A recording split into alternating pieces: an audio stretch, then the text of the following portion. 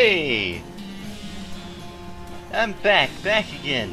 To destroy my throat by reading literally everything. Also, I'm back here. What was I doing? I wish there was like a quest log or something. I'll go talk to Susie. She'll remind me what I was doing. Am I forgetting about anything? Millenary bandits. Okay. Old nuns at the old mission.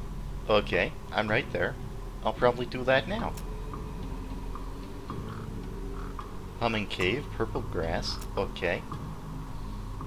Bandits in the pickle factory. Cool.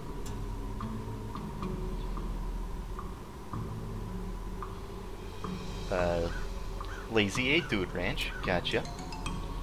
Ah, there is a quest log.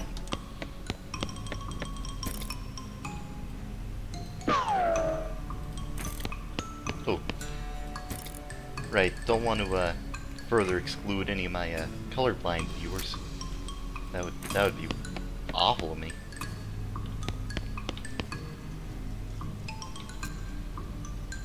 And the coffin was empty. Let's not kick these guys this time.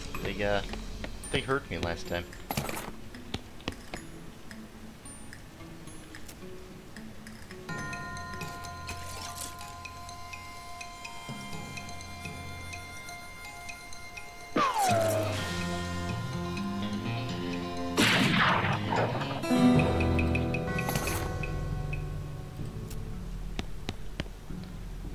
This skull is sitting at a weird angle. Because it's sitting on a souvenir spoon! Didn't someone need a spoon? Something somewhere needed a spoon, I think. Oh, my offhand. Which is this. Yeah, sure. I'll increase my offhand ability. It's a shiny ball. That's even better.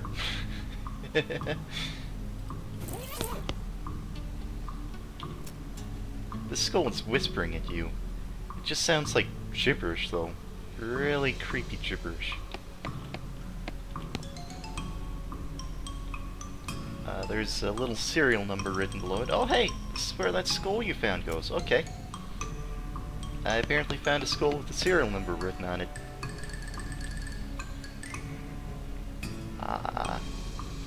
This pile of skulls has been cemented together for some reason. Let's pick it apart. At the center, you unskull a shiny black stone. A creepy, whispering stone. The stone is only whispering, but it's still eerily louder than most of the stones you encounter. Let's listen to it. This rock is really whispering up a storm. It's in some weird dialect you can barely understand, though. Wait, no. It's just a thick accent, is all. Let's listen more closely. Over the course of a few minutes, it whispers resolve into comprehensible English. The stuff the stone is whispering turns out to be pretty boring. It's mostly just trivia about geology of Tennessee. Meaningless to you, unless you're planning a spelunking trip soon. Oh well, at least you can understand the accent now. Excellent. These bones are jiggling and rattling in an agitated way. Let's whisper to them. You whisper some ancient words of appeasement to the bones and they settle down a bit. Oh, that skull dialect is already coming out in spades. I want to read the flag. This way to the Paseo de Santo. Gotcha. It's a plaque. Here lies Saint Beefus. After he died, his body kept trying to rise to heaven, but it was so heavy it just kind of flopped around a bunch.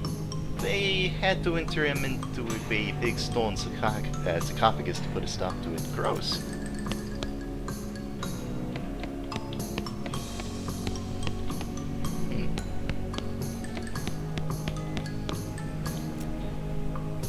Here lies Santa Corda. She was drawn and quartered by heretics, and then the quarter that had her head on it was beheaded. The dismemberment was so effective that nobody was able to get her body to stay together, even after she was just bones. Spooky. Hey, it's Mangoes! How's it going, Mangoes? Here lies Saint Pope. He was excommunicated for impersonating a pope. But there was some kind of bureaucratic issue, so they weren't able to unbeatify him. Weird. Let's go Pope first. He is a pope, seriously. Saint Pope stands beatifically behind the dais. I think it's dais. He just keeps doing his pope gestures, ignoring you. How could someone look so smug without even having a face? The longer you watch him, the more he gets on your nerves. Let's insult him. You unleash a torrent of insults that would make a sailor blush, and a sailor's mother ashamed of a sailor. Saint Pope's eyes narrow. Looks like you finally managed to make him mad enough to fight him. Let's apologize and leave. Yeah. Yeah, no, I'm fighting him.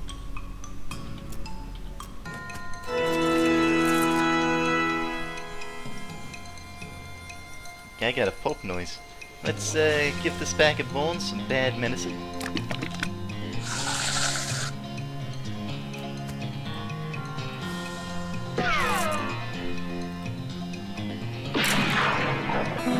And it's making organ sounds when you shoot him. That's nice. The Pope's pelvis! And a fake Pope hat! Oh. Ooh. I want it. Do I have a snakeskin somewhere?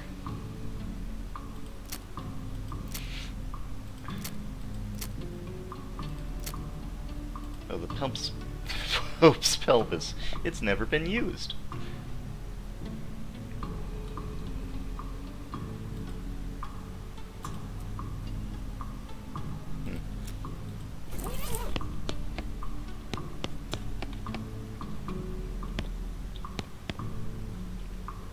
This saint appears to be rusting in pieces. Let's reassemble it. Okay, you're pretty sure you've got the bones assembled correctly. Okay, now let's fight him. Nope, at the very last minute the bones fly apart again. Seems like all you accomplished was making them angry. Alright, let's fight.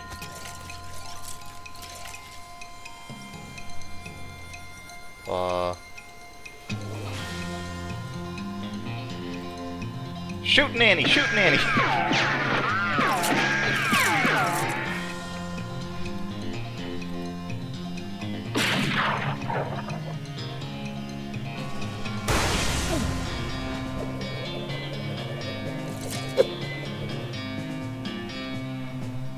Yeah, I know.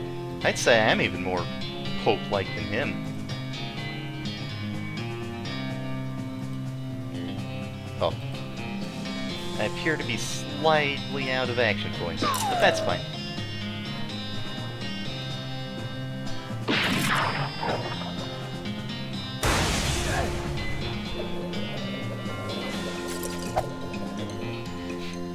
That bone whiffed. Nice.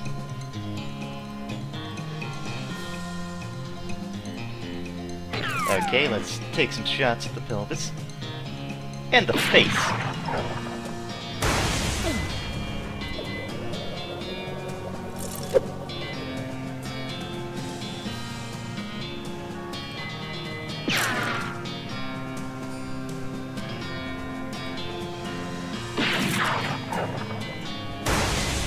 Ow!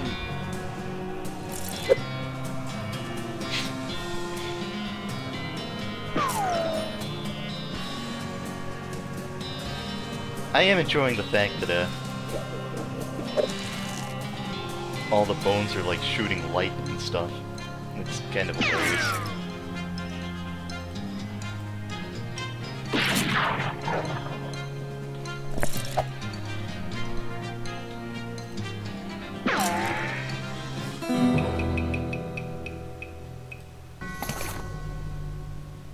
Ooh, I got her skull. Oh, I got her skull. I got the Pope's pelvis. Am I gonna, like, construct my very own saint? Mysticality and speed. Don't need it.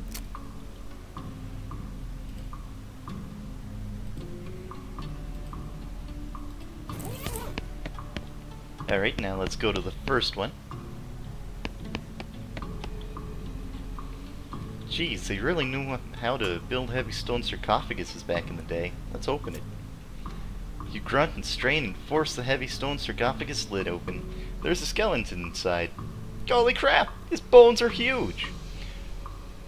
Fortunately, he appears to be asleep. Let's wake him up. Ooh, yep. He's a big one. Saint Beefus.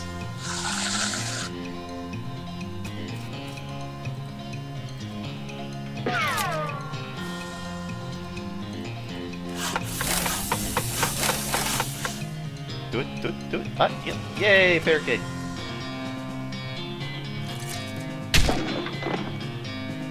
You broke my barricade.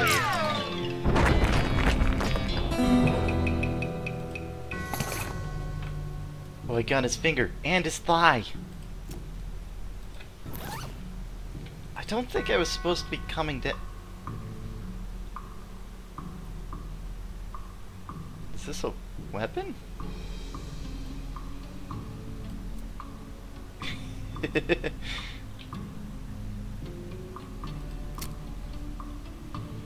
Except I think I wanted you because you gave Moxie, right?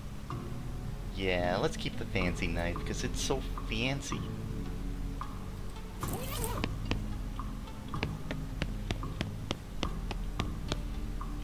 Just some trash. Clove cherry root butts, stubs of black eyeliner pencils, that kind of thing. The necromancer's cultists are real litterbugs. It's strange though, how did they even get in here? Oh, what's this? A note. Yes, it's a note. Cryptic note about lie lines. You examine the weird diagram, but you can't make heads or tails of it. Stick the note into your necromancer journal for now. I should check that out. Yeah, let's check that out. Just to remind myself what I've figured out about him. I found a receipt for delivery of robes. There's a surcharge for delivery past Boulder Pass. That means the necromancer's lair is definitely west of the mountains. Good to know. Progress. I found a weird lie line diagram, but I don't know how to interpret it. I need to find someone to help me. Somebody smart and somebody who knows a lot of magic. Too bad I don't remember almost everyone I met last night, so that's gonna be hard to do. I should level something up. Specifically you, so I get more pain tolerance. Yay!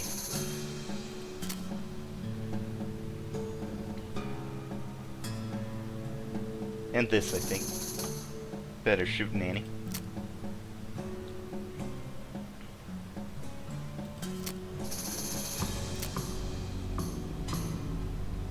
I think I'd like better deployable snakes too. The baby snakes are kind of not great.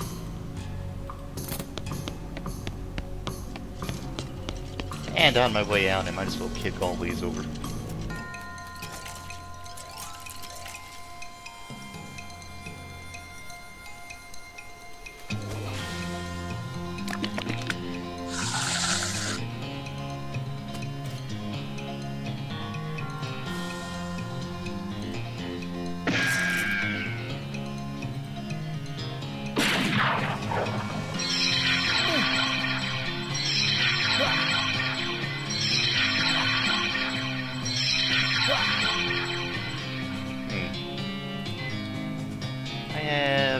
Medicine. Yes, let's heal, because that won't end my turn. Deployable snakes also won't end my turn, right? Or maybe it will. Yeah, it will. Let's get some good medicine up in here.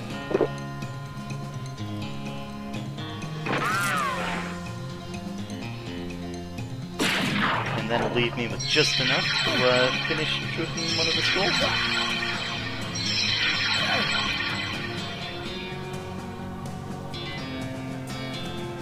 Get some good medicine.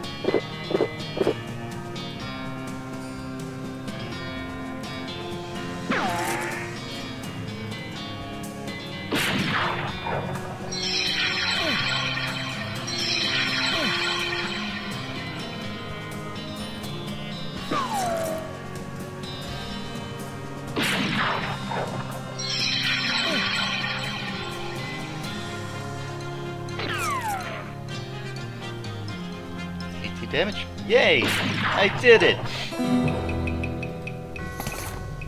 And I got a bunch of experience from that one. And I feel I earned it. Did I actually, get any of the things I was supposed to find? I saw an empty coffin just inside the catacomb door. Oh, don't worry about that. We were just storing that for an escape artist. Yes, he was taking his act on the road but needed to lighten his luggage, so he gave us a generous donation in exchange for storing it for him. Oh, okay. Oh, it is just the bones of the saints, which is a weird... I thought I was looking for relics, not bones. Alright, I locked the skull back in its little glass prison. It seems annoyed, but Sister Mary thanks you effusively. Let's return the pelvis of Saint Pope. I pop the pelvis back on its Pope pelvis plinth. Sister Mary is pleased as a punch. It's an empty relic case with a spot for a finger bone. You return the weirdly huge finger bone to its reliquary. Sister Mary looks delighted.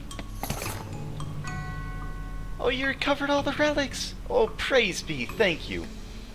Yeah, I'm glad to help, sister. I must reward you for your efforts, though. We don't have much, but these boots look like you might like them.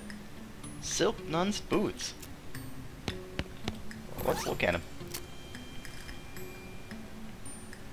Yep, that is, in fact, something I like. More moxie. I'm not a priest, so I shouldn't mess with any of this stuff. Howdy there, Diffy, let's go. Okay.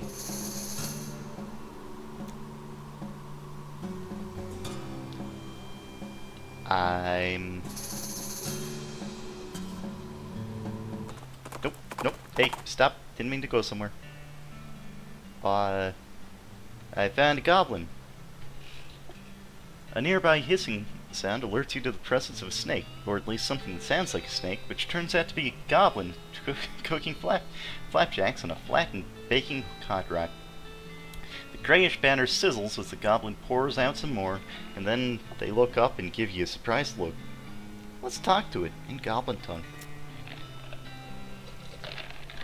Be calm. I will not jack your flaps. Did I say that wrong? I will not flap your jock jams to flapping. Please, what you two wanting? Let's distract it and pick its pocket with my hornswoggling skill.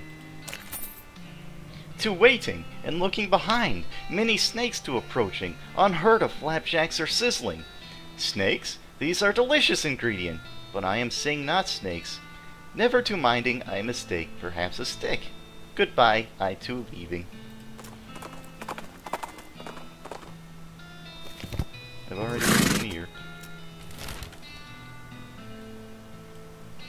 Let's go to Fort Albed.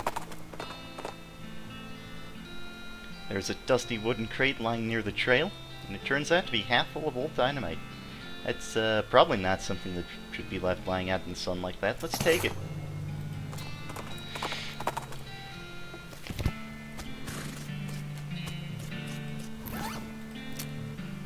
I'm just attached to the first hand it gives me.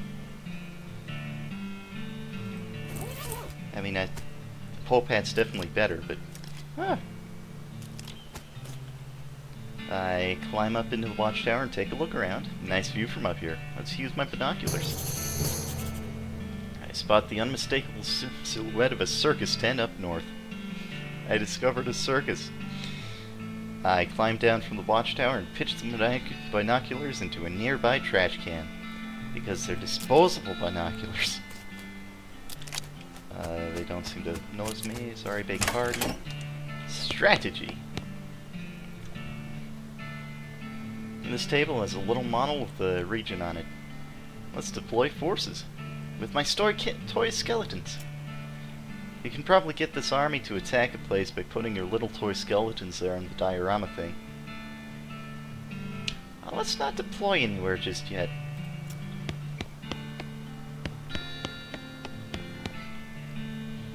These toilets are all very clean. Flush. Flush. The flush handle is missing. Flush.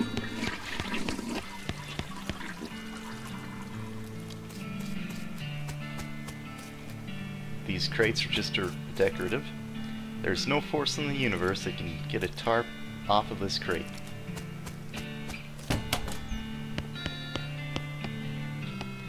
Barracks. The footlocker's locked. A chemical bullet. What's that do? It poisons an enemy. Ooh. The lock on this footlocker is rusted away into nothing. Ooh. Incendiary bullets. And an artillery saber. Which increases my pistol attack by a bunch. Yeah, let's do that. This footlocker's only half locked.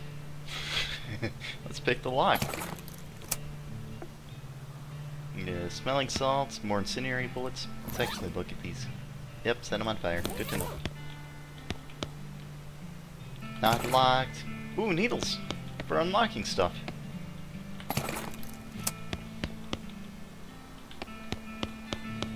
The Fort All Dead kitchen. Skeleton Armory's food supply. What do they even eat? You pick up a can at random and read the label. Pureed crickets. Blech. Salted rotten eggs. Blech. Dehydrated skin. Salted hair. Horrible. Roasted oyster shells. Sugared bat guano. Lye-treated oyster shells. Lye-treated maggots. Pureed bat guano and lard. Candied maggots. Candied dirt. Dried hair. Grilled spiders and mustard. Dried rotten eggs. Desiccated grubs. Cured fish eyes. Oiled ants and mustard. Salted sand. Cream spiders and syrup. Dehydrated fish eyes. Cured dandruff. Jellied eyeballs. Desiccated skin. Grilled mold. Sugared crickets. Oiled ants. Candied spiders. Lye-treated skin. Candied tongues. Creamed brains. Cured shock. Dehydrated hair. Salted spiders. And brandied dirt. Nasty.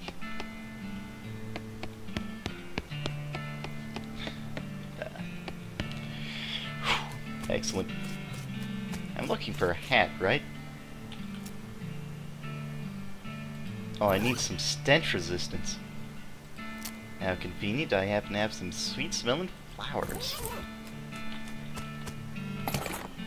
Old patrol cap. Excellent. Which increases my pistol attack damage. I would prefer the Moxie.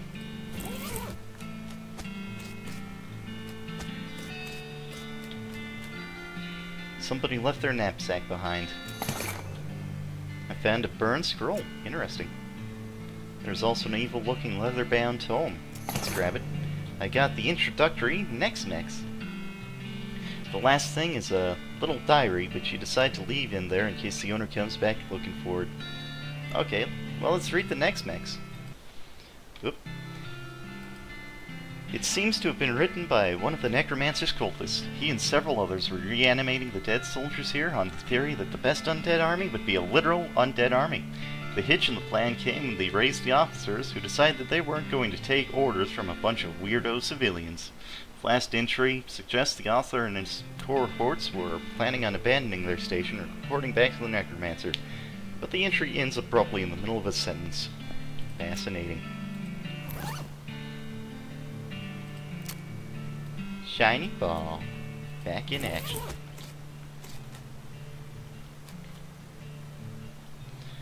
This mass grave is absolutely teeming with those skeletal riflemen.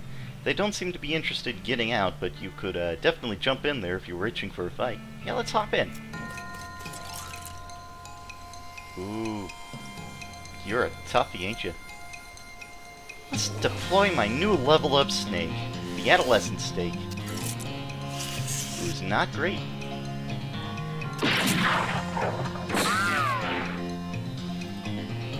Oh well.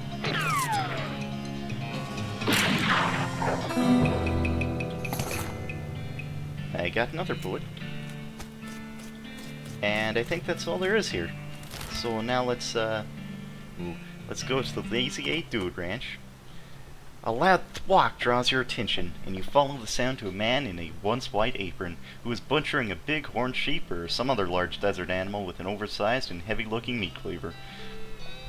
As he's hauling the implement up onto his shoulder for another blow, he catches sight of you and hisses with a wild look in his eyes. "Who's there? Don't test me, boy. I'll chop you like this goat or whatever it is." Yikes. Let's trick him out of his carcass with my level 3 Hornswoggling. Hold on, is that... Oh geez, look at the horns, it is! That's a blue-crested mountain goat! A what? They're super endangered. There's only like a dozen left. Tain't surprising, they're real tasty. No, look, it is wildly illegal to kill these. If the marshals catch you, it's years in the slammer. You'd better run and get out of that bloody apron before someone spots you. I'll bury the carcass. The butcher thanks me and runs off in a panic, leaving you with as much meat as you can carve off of this whatever it is. Cool. I found a hat. Oh, hey again. Looking for some herbal remedies? Yes, I am. The literally useless herbal remedies. Om nom nom.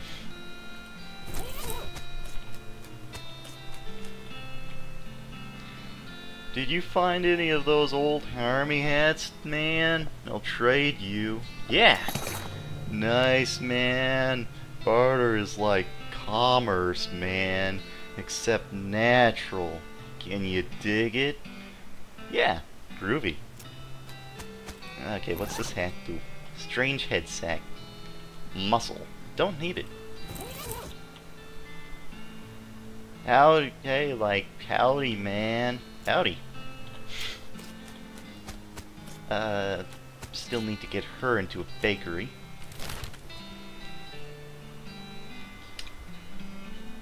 Pizza? Did you get a Mango's pizza? Or, yeah, Mango's pizza? That sounds terrible. A burly, grizzled man in leather, well, everything, is busy peeling the skin off of a no longer recognizable animal. He looks up at you and growls, brandishing his skinning knife as if to say, "Bother me and you'll be next. Bother me and you'll be next." Yeah, I got that. Let's trick him out of his pants. Say, what kind of skins are your pants made of? Some of this, some of that. Coyote, mostly. I thought so. Aren't you worried about coyote mites? What? Look, boy, I think I know a thing or two about cleaning a hide. No. Listen, coyote mites are resistant to regular cleaning because they live in the pores. You haven't heard of them? And when they detect your body heat, they crawl out in tiny, needle-like legs by the hundreds, looking for the hairs on your body, crawling into your pores. People have gone insane from the itching. I am kinda itching the leg area. I mean, I wasn't before, but... Oh my gosh! You have to get rid of those pants right now! Go find a river or something to jump into. The skinner runs away frantically and pantslessly. I got this something skin pants.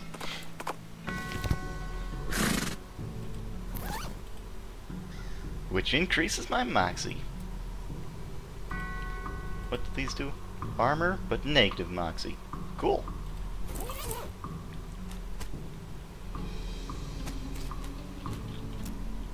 Huh. If those bandits hold up in here, then I expect we've heard the last of them. What do you mean? Folks say this whole pickle factory's here is haunted. And not just a little bit. Ooh, spooky. Gretcha Vlass. She was very, very terrible. There's a patch of pepperoni mold growing out of this grave. As spooky as this factory is, the woods beyond it are even spookier. You should probably take your chances here. Oh, I'm assuming that a lot of the terrible stuff I'm doing is going to come back to me. I, like, keep tricking people out of their things. I feel a sudden electrical jolt as my hand touches the doorknob. Ouch. Oh no! I'm late for my shift! Miss Vlass is gonna be so mad! She might literally bite my head off! Okay, well, not literally. Probably. Quick! Get suited up! You clock in and hurriedly put on your bright green overalls. Miss Blass, as predicted, is furious. Late again! You'd better stop taking this job for granted. You think you're gonna find a place with nice dormitory and reasonably priced company store like ours somewhere else? With your skills? You're doing 3 shifts today, Buster. Get to work. You're on pickle hopper duty. Let's start my shift. Pickle hopper duty runs me ragged, like always. Keeping the hoppers filled to keep a constant flow down the chutes means you're constantly in a near sprint, because you have to manage the cute chunks and keep the levels equal. If you get uneven pickle levels, Miss Blast knows. Nobody knows how she knows, but she knows. A whack from her cane is the minimum you'll get. Damn it, damn it, damn it. At the end of your first 6-hour shift, you get a brief break. You cram a stale cheese sandwich into your mouth while Miss Blast glares at her pocket watch, counting down 3 minutes to the second. Break's over! Second shift! You get over the salt tank, now! Oh god. Ooh, wasn't expecting this level of text. Managing the salt tank isn't as strenuous as the pickle hoppers, but it's still a never-ending tension. The brine concentration has to be constantly monitored and kept at a very specific measurement, which means constant adjustments. Meanwhile, you can feel yourself desiccating from the haze of salt dust that fills the room. If anything in this place kills you, it's probably going to be the salt tank duty. White lung is not nasty business. Cough on your own time, and get that salinity back to normal. It's supposed to be 976 parts per thousand. How hard is that to remember? 976! Idiot. Please let me out of here.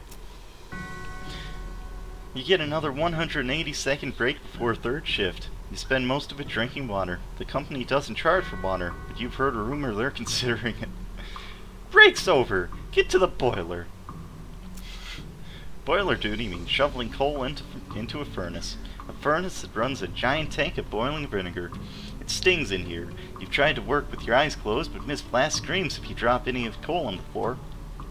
Or if you let the temperature get too low, or too high, or just for any particular reason.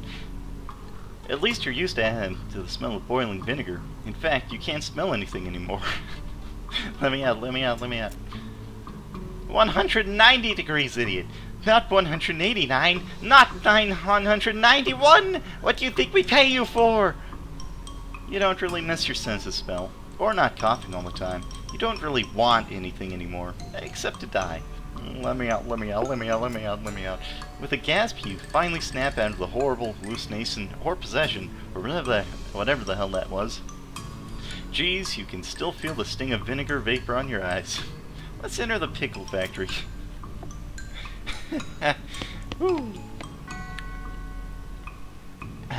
This trash smells like gherkins. It says factory activation lever. Let's come back to that. This trash smells like sweet pickles. This one smells like garlic dill pickles. This one smells like bread and butter pickles. This one smells like I don't know what that is. Dill pickles. Half sour pickles. I don't even know what those are.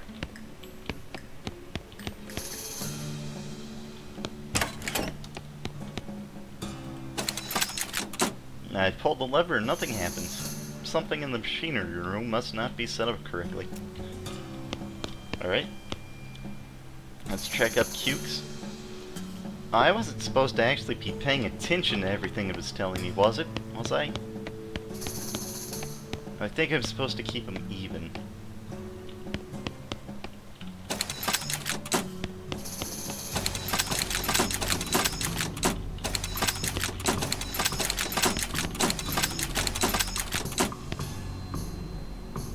Yeah, it looks about even. I approach the ghost. Gotta, can't sleep until it's right. You alright there, partner? Can't sleep. Cook shots are to be operated by qualified personnel only.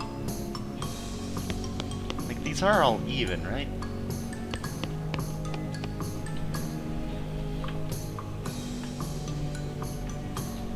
looks, even. This one might be... oh.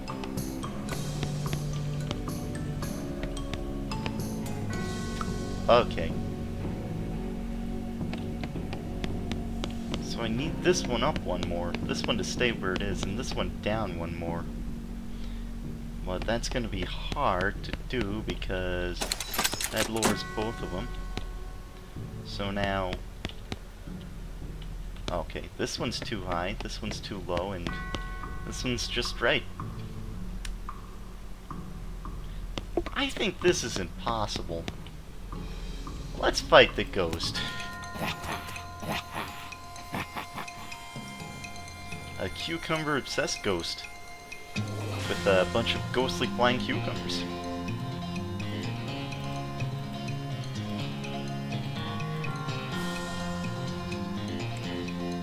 I think I'll be able to take him down in one turn.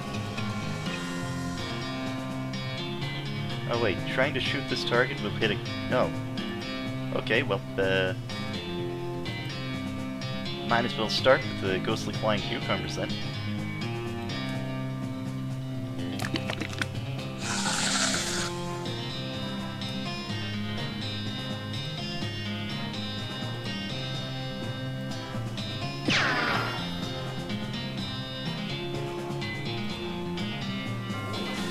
Now let's shoot the cucumber-obsessed ghost. Ow. Now, excuse me. How rude. Ow. Alright, now let's drink some good medicine. Because I need it and get my butt kicked.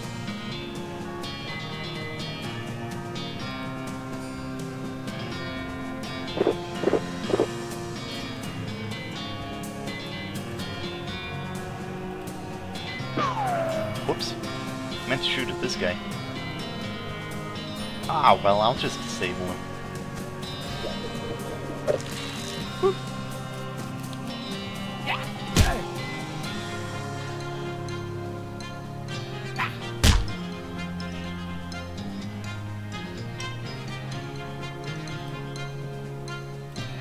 Some more good medicine.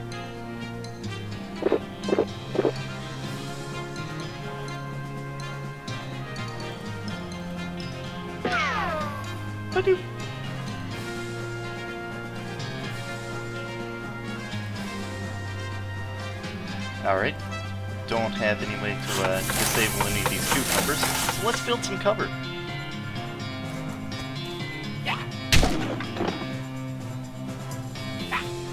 Which is better against guys with guns.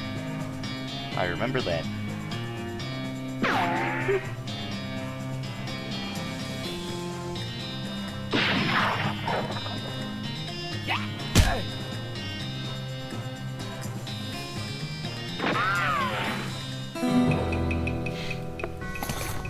Ooh, thanks to your unrivaled peacemaking abilities, that ghost is definitely at peace now. I got a pile of bones and cucumbers. Excellent. And a ghost cowboy hat! Mysticality. Damn.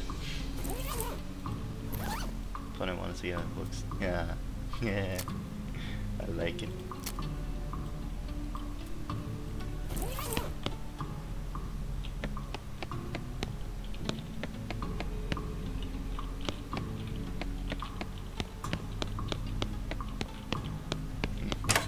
Alright, next, salt. The salinity meter reads 531. Shoot, what was it? 930 something?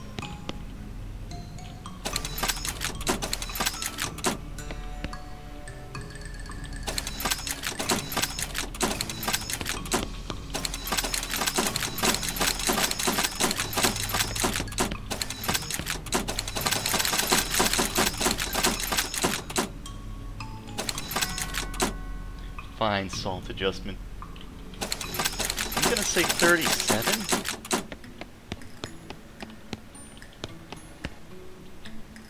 Salt, salt, salt, gotta salt. Salt the salt, salt. You okay there? Salt. Okay.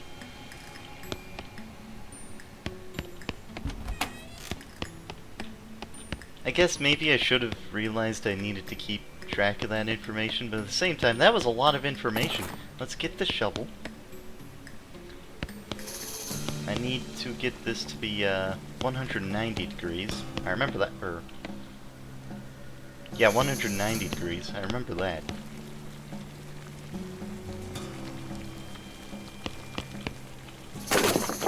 Add some coal.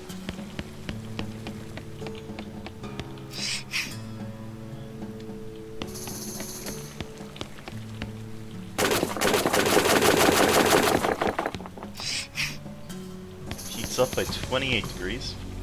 Oop.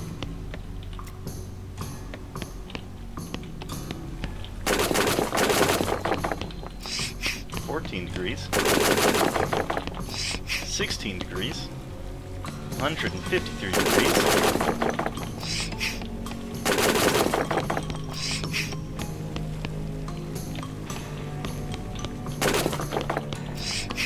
5 degrees.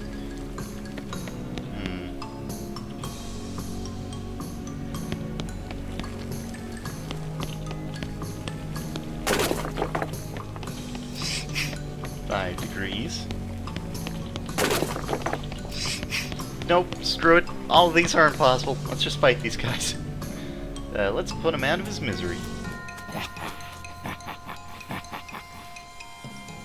You're also cucumber-obsessed, Ghost. Which makes sense. These are all cucumber things. Can I take out any of these in one shot? I can take out a few. Let's shoot this pickle.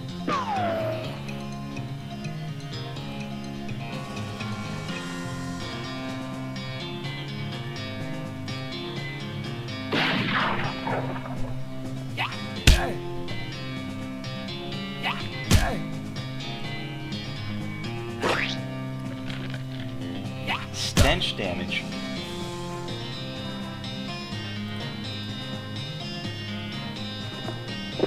My love is like good medicine.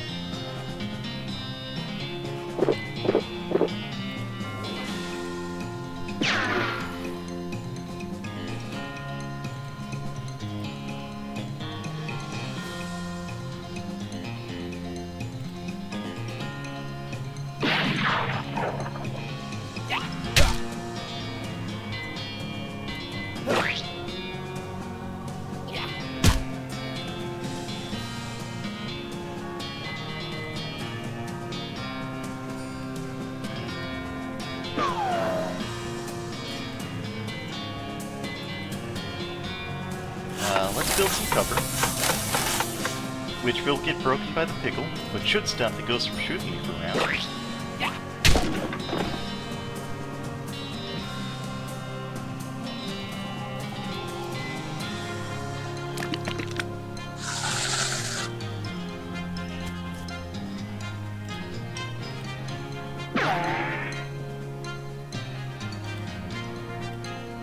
Ooh. He lived.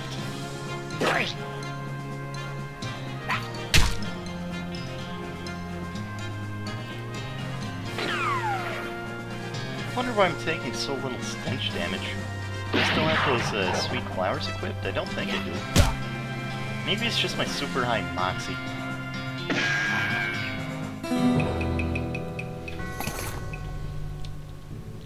Vinegar-soaked bones and cursed pants. He didn't even have legs. What a weird guy. Spooky resistance and armor.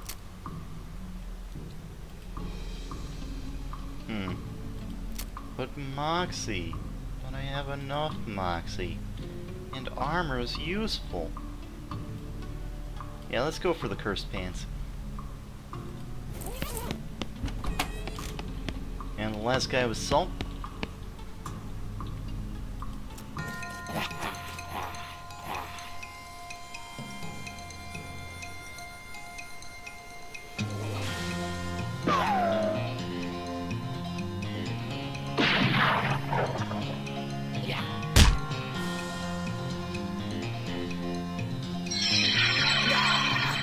No, she reduced all of her stats.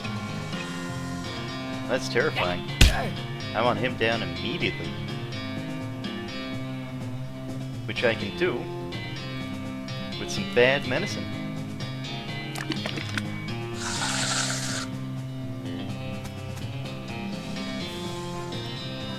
And some good medicine.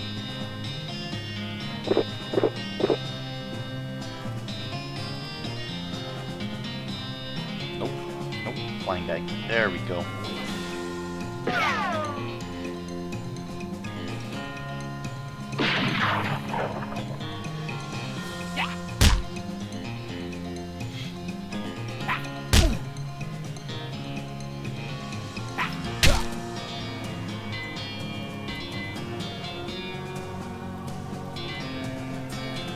Need more good medicine.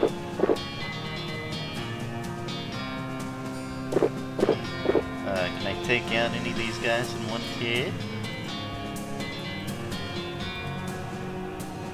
Yes.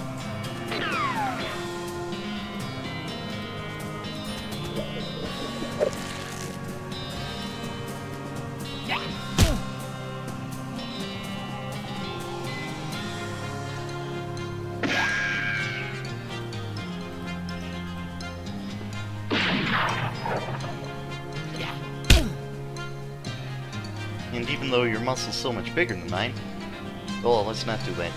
Because his muscles, this floating ghostly cucumber's muscles, are way bigger than mine.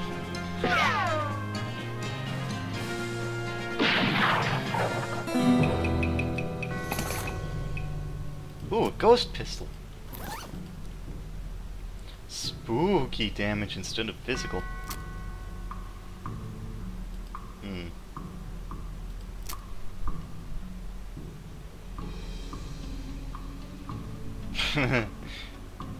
This is a fancy 6 gun. I might even go as far as to call it a rated a 7 gun. So this one's better. Except not against ghosts, because they're already spooky. Huh.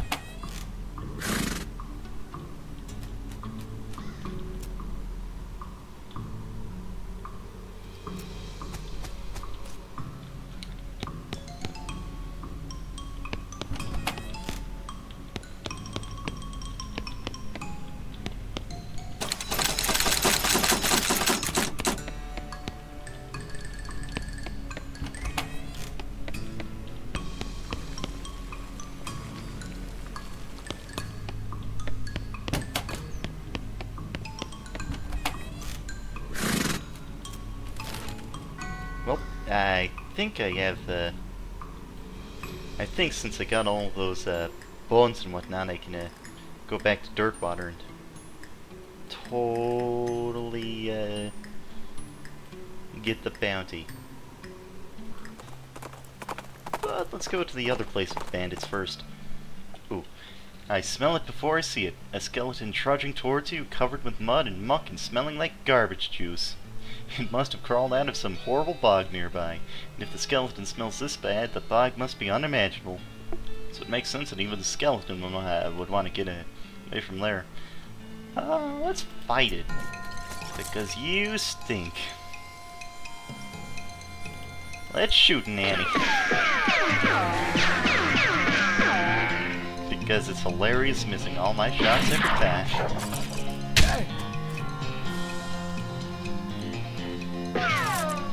A skeleton! Oh! Haha!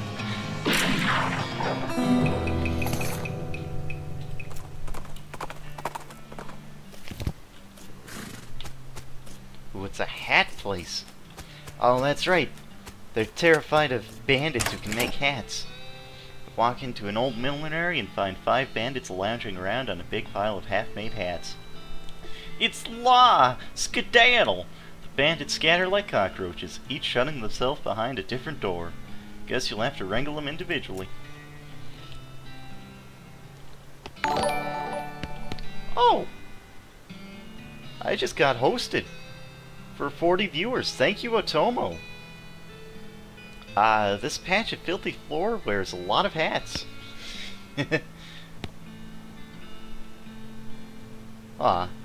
That's nice of him to say. I am pretty great. And you're also pretty great. Thanks for the host. Let's go to Hat Room 1. So many brims, so little time. Is this where they're... No, I think this is where they're hiding. Jacuz!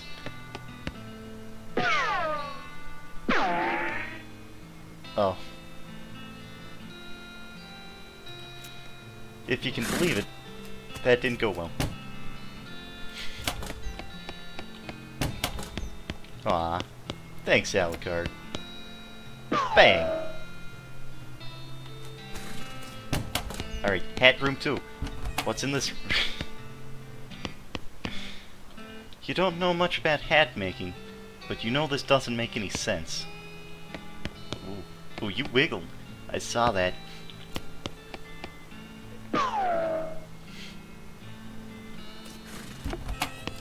Hat Room 3. Liners. Given the quality of the one-liners around here, you don't need multiple.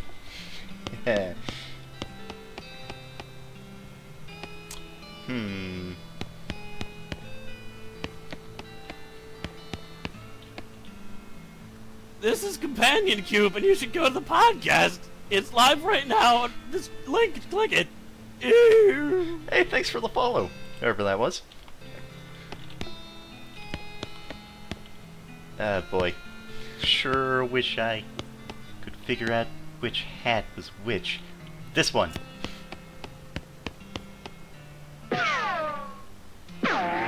No. Oh, and he unties his friends. Oh. Better not make any half guesses then. Let's try you again first, or no. These crates are full to the top with brims. This was apparently the demo model from a player piano showroom. It's only got 3 songs in it. They're all children's versions of traditional songs that are in the recently invented public domain. And they're all set up to play the first few seconds on a loop. The people who worked here must have hated it.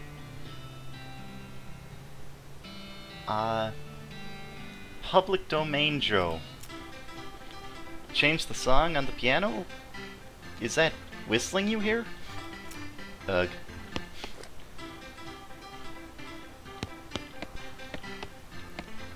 These hats look like they're more comfortable to sit on than to wear. Ooh, this door is very locked. Well then let's... Oh, I picked the lock. The remaining bandits will corner you if you go in there now. Oh. Okay. The Yellow Rose of Public Domain. Wait, can I change the dial? Oh, don't change the dial.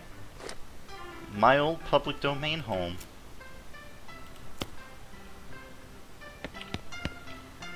The Yellow Rose of Public Domain.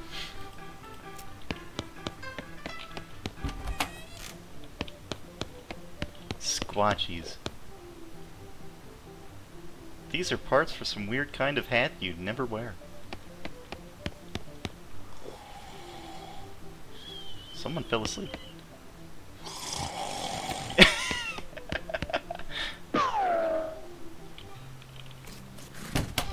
Alright, it's Hat Room 3 that tricked me. Let's try here again.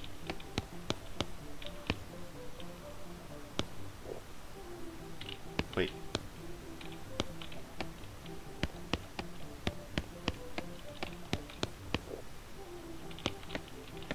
I heard a noise again.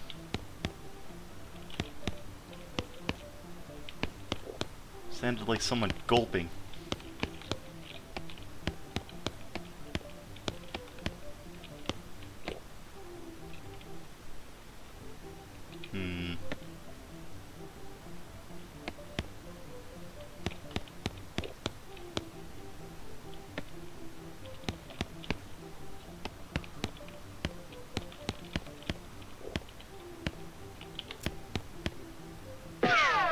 Nope. Oh, it was you. You know, that makes sense. The gulp never seemed to get any louder or quieter. Alright.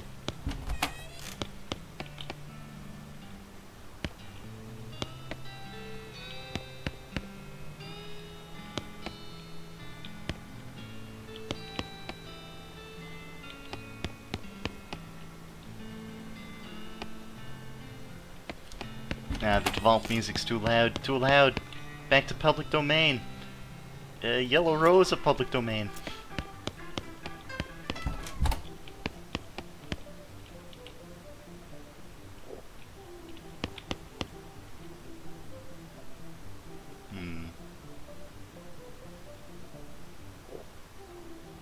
Now it was louder.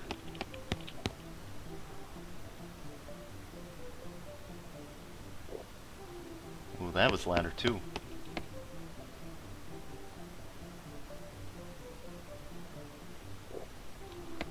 Ooh.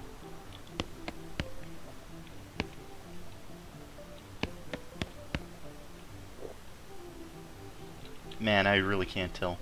What if I, just for now, change the sound effect option to be way louder?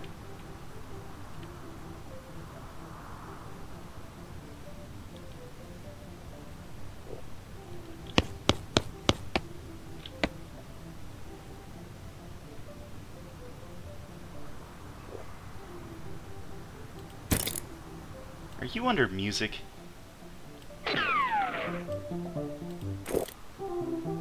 The gulp is under music. That's no fair.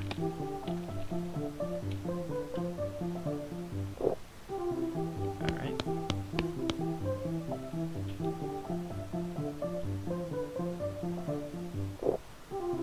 Ooh. Louder over here for sure.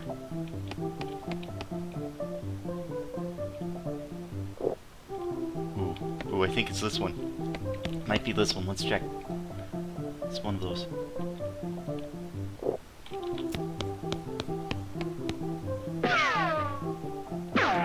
Really?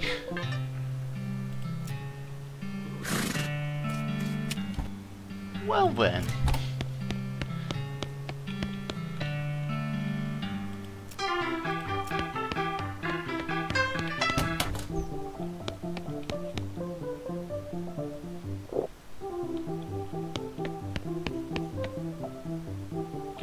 Hey Drake, I'm doing pretty good. How are you doing?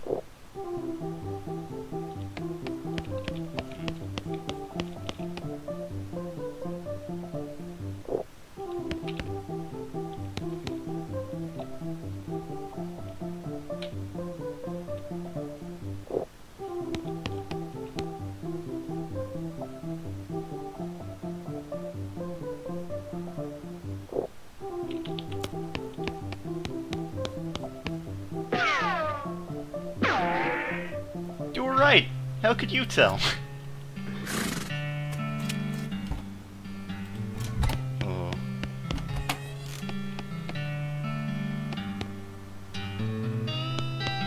Oh, right. Default music's too loud. Also louder than me.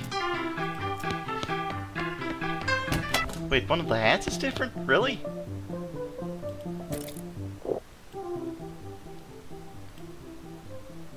Oh. That gulping sound isn't even a, that's the record skipping, isn't it? Okay, let's look for a slightly different hat then.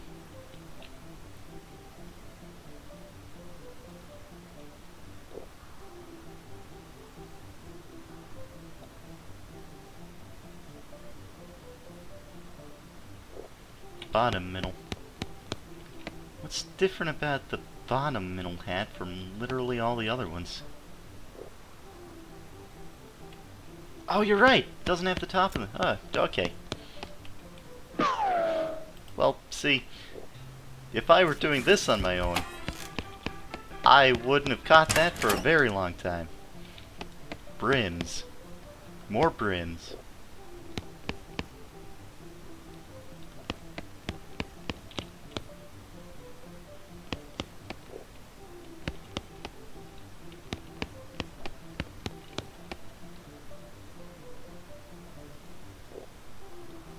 Anything different about these ones?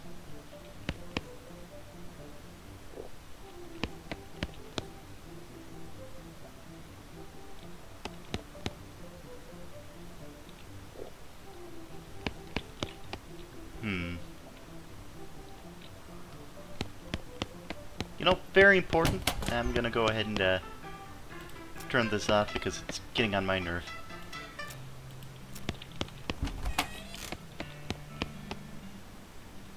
Yeah, room number 4. That one has an audio cue because the guy fell asleep, but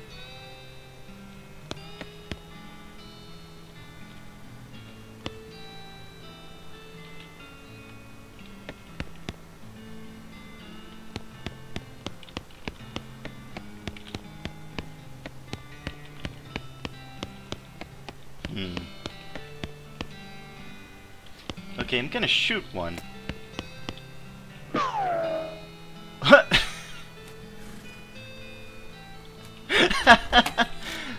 I just wanted to see if I could tell anything different about his hat after it came back up. Alright.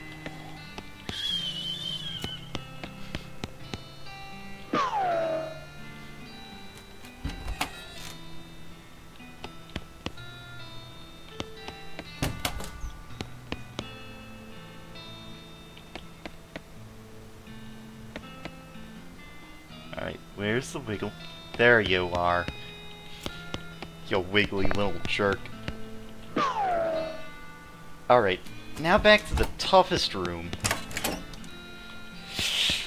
Which one of these hats are different? Oh, maybe if I turn off colorblind mode. Ah, there it is.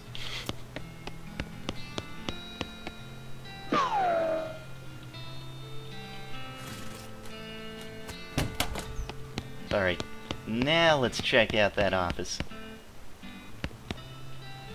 It's several years worth of hat magazines.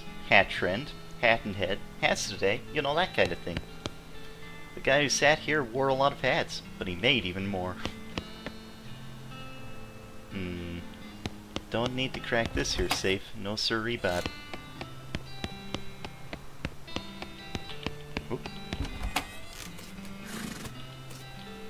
Alright, let's deal with these here bandits. And turn them in. I march the Black Hat Bandits back to Dirt Water on the end of a rope, and lock him in the town jail. Where'd you find him? That old millenary? Yep, of course he did. You know, bandits would be a lot harder to find if they didn't keep picking such of them at thematic hideouts for some reason. Anyway, here's your reward. Oop. Oh, give her the pickle factory remains. It's the Gherkin brothers, and please, I don't want to have to talk about it. Yeah, it was really weird. I believe you. Here's your reward. I guess there was a way to, unless one of these is filled with bones, there was totally a way to, solve those salt puzzles. Or those pickle puzzles. But, you know, I'm just not convinced there was. Well, let's get some hot dogs while I'm here.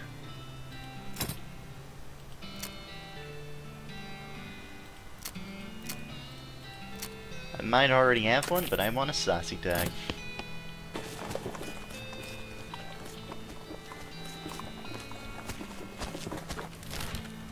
Alright, next, let's advance the main plot finally. Go turn in that year's supply of dynamite.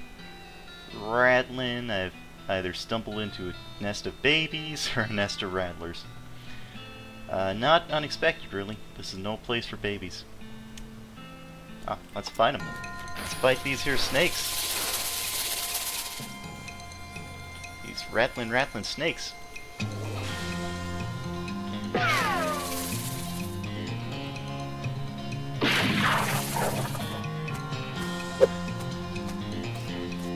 Hot dog sure did.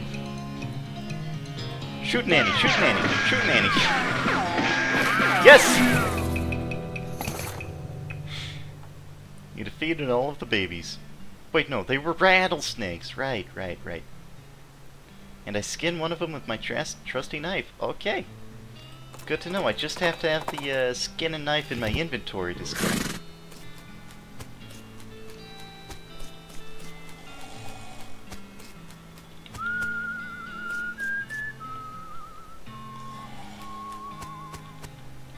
Any luck finding a year's supply of dynamite? The passengers are getting restless. Yep, here you go. Perfect. This'll do the trick just fine. Hang back for a bit while I get the fellas to send up the charges, and I'll let you do the honors. Smee consults the other workers and they inspect the rock for a time. Eventually, one of them shrugs, pushes the whole crate of dynamite up next to the rocks, and wires up a detonator. Alright, let her rip! Wait, don't you have a longer detonation cable? Nope. Don't worry, you'll be fine. Just give me a 3 count before you hit the plunger so I have time to get under the train. Great. 3 count.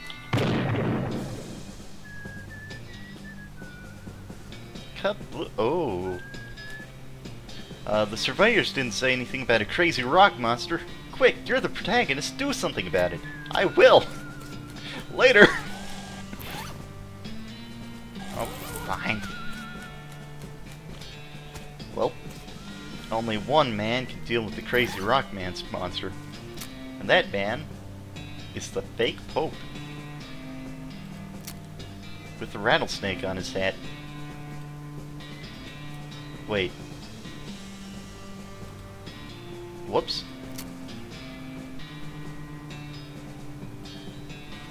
Oh well, now that's a muscle hat. Totally fine. There is a very large and very angry looking guy standing here apparently. It's a little peeved at having a year's supply of dynamite blown up next to its butt while it was still sleeping. How are you gonna handle this? A fair fight? I can dance at it, or I can hornswoggle it. Let's dance at it. The rock monster is extremely strong, but that only matters if it can hit you, and it is geologically slow. Dancing around with the creature, you find plenty of places to stick a knife, widening fractures and fissures created by the initial dynamite blast. Eventually, the entire thing just crumbles into the gravel with an angry moan. I was honestly expecting a dance-off, but that works too, all in a day's work. Well now, that is as fine a day's work as I've ever seen. Much obliged, friend. We'll be getting the rest of this track laid down and head out now. Here, I'll mark our route on the map for you, in case our paths ever cross again. Thanks, but can't I just try to ride the train? Do you have a ticket? Ha! Just kidding. Of course you don't. Every seat on this train's sold out. Sorry, boss. Come back.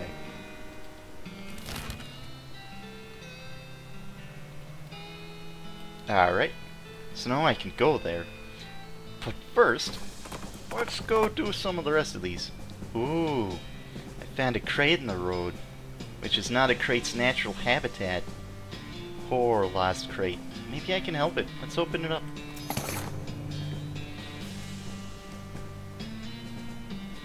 Ranch dressing. Depressed rancher candy. And a bar of soap. I'm such a helper.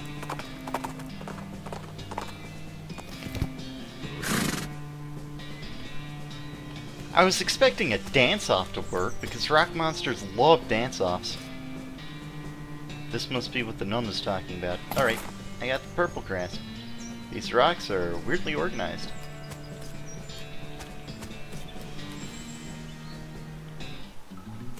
I didn't want to come inside yet. I wanted to look at the organized rocks. Now I want to go inside. Stalagmite. Ooh, that snake isn't going to let me pass without a struggle. And a struggle it is. An electrified snake. Here, have some bad medicine.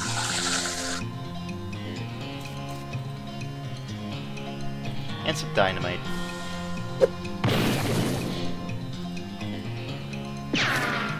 Dynamite doesn't end my turn. I could just throw a bunch of dynamite. Wow.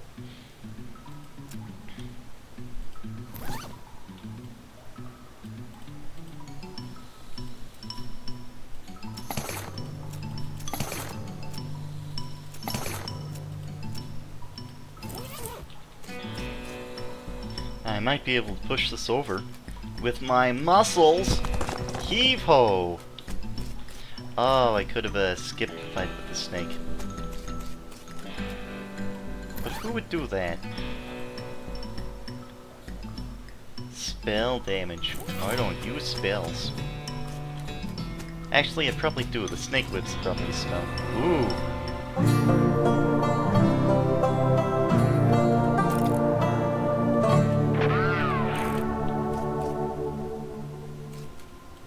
Oh, wait.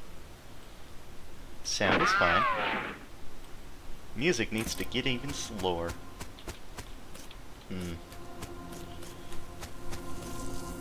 Ooh. You know, that's some great coloring. Wouldn't want to, alienate any colorblind viewers. This looks dangerous. This monolith is dark. This is where a huge cave...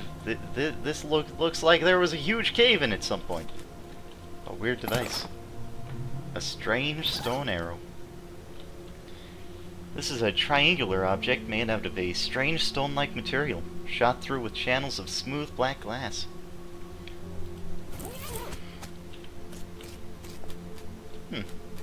I think that's all there is to this place. So, can I leave? I can. Let's go to the circus. Ooh. The strange stone arrow you just found starts going crazy, beeping and booping and whirling of its own accord. It practically drags you in the direction of a strange, decrepit-looking house. But I want to go to the circus. Well, this is a little weird. You didn't expect to find a circus all the way out here.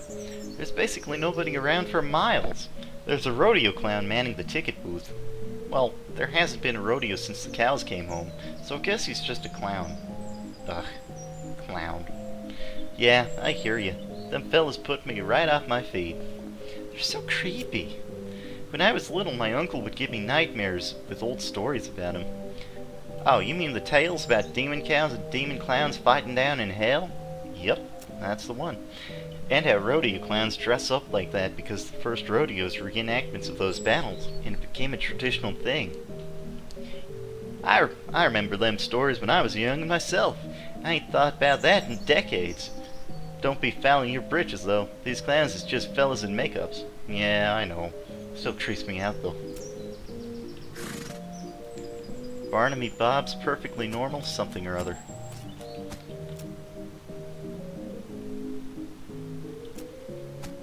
Tickets! As you approach, the clown puts on that basically cheerful facial expression that retail employees use when the last thing they want to deal with is a customer, but they're not allowed to say no. Let's talk to him. Welcome to Barnaby Bob's perfectly normal traveling circus sideshow, so, sure, how can I help you? I'd like to run away with the circus, please. Aren't you a little old for that? Sorry, we aren't hiring. Darn. I'd like to see the circus, please. Well, you came to the right place then. But if you want to get inside, you'll need a ticket.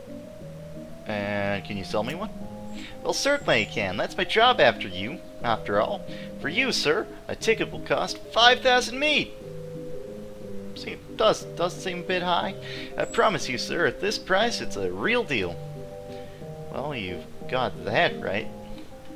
It's a real steal. Why is it so expensive? Well now, this is no podunk little traveling circus. You've got rides, games, food, and an amazing demonstration of knife throwing skill by none other than Barnaby Bob himself. Tell me about the rides. Well, I suppose I should say ride, but we haven't had a single grisly merry-go-round accident since we stopped turning it on. Tell me more about the games. Oh, we've got tons of them! Does 3 count as tons? 3 is more like some. We've got some of them! Tell me about the food. We've got your favorites. Popcorn, sarsaparilla with fancy new bottle caps, and get this, did you hear about that new thing a fella invented? Cotton candy? Yeah, I think I might have. Well, it's still patented, but we're pretty sure we figured out how it works. Mostly, more or less. Tell me about Barnaby Bob. Oh, the boss is a real master of knives, let me tell you. He does this amazing stunt where he gets a volunteer from the audience up on stage and throws knives at him. He never misses his target. Did you leave out the part where he puts an apple in their head or something? What? Oh, right, sure. You aren't doing a very good job of selling me on this. Why, whatever do you mean? Hornswoggle! Look, I'll drop the act. You don't know who I am, do you? Should I? I am Buttkiss, Bureau of Traveling Entertainment Inspections. Bureau, that's not a thing. Is that a thing? It's a thing. A very serious thing, and your ticket prices won't be an encouraging note on my review. Now, hold on, Chief. I was just joshing you. Come on, you know how clowns do.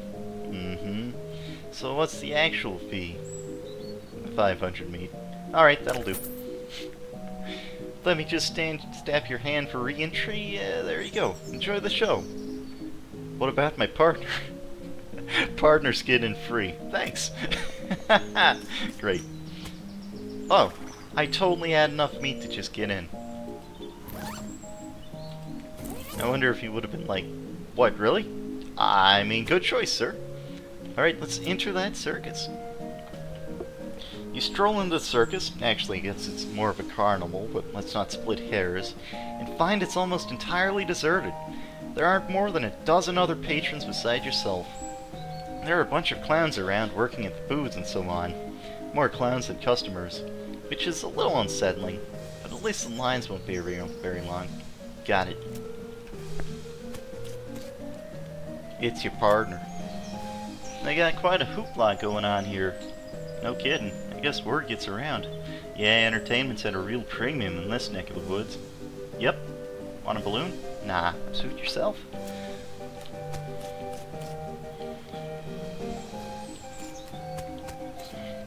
The merry-go-round has a dirty canvas tarp over it.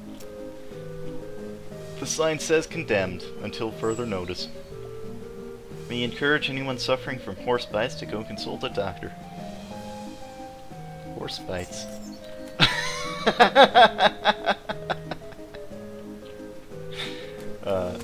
They use real horses. This extremely muscular clown seems to be guarding the entrance of some sort of stage. Let's talk to him. The clown crosses his arms and grunts when you encroach. The stage show ain't till later. When? Later? Yeah, but when exactly? Later. Jeez.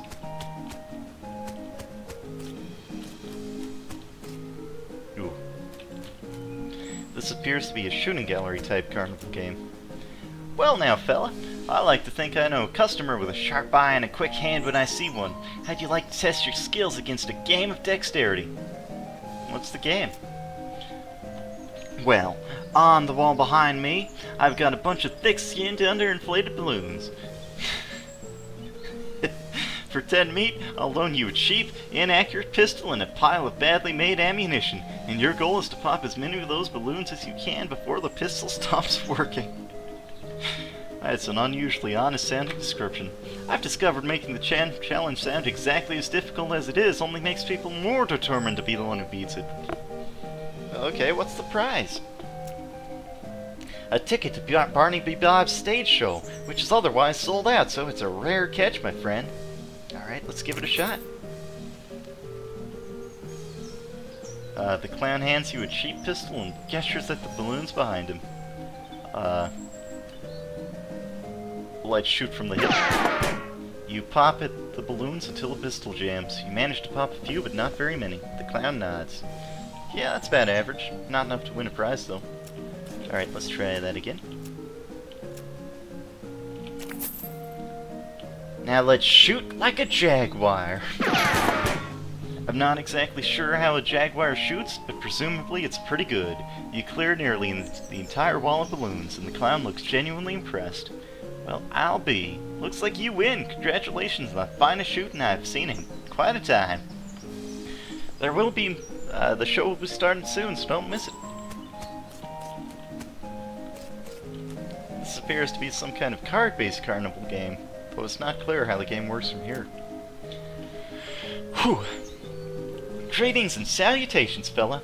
This is a game designed to test your intelligence and capacity for abstract thought, and, well, if you care to try your luck, far be it from me to instruct you.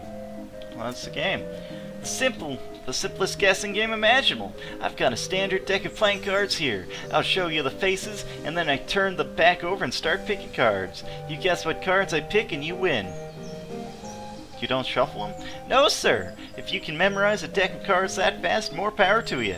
Or if you've got a touch of magic in you and you want to try reading my mind, that's fine too. Just don't dig too deep. So what's the prize? Oh, all these are just different ways to get in with your different best stats. Alright, let's give this one a shot with my mysticality. You carefully scan the deck of cards as the clown spreads it out in front of you, and then he turns them over with a sweeping flourish. Ready? Let's give it a lot. The clown starts picking cards out of the deck and holding them up with the backs to you. You manage to guess a few, but not very many. Don't feel bad, friend. That's bad average. Not good enough to win a prize, though. Hey, Brennan James. Oh, you're small. There's a kid here searching around with a sad look on his face. You okay, kid? Did you lose your parents? I lost my lucky bottle cap. You haven't seen it, have you, sir? No, but I'll keep an eye out. What's it look like? It's shiny steel, and on it's a little red chain. It's on a little chain. Okay, I'll let you know if I find it.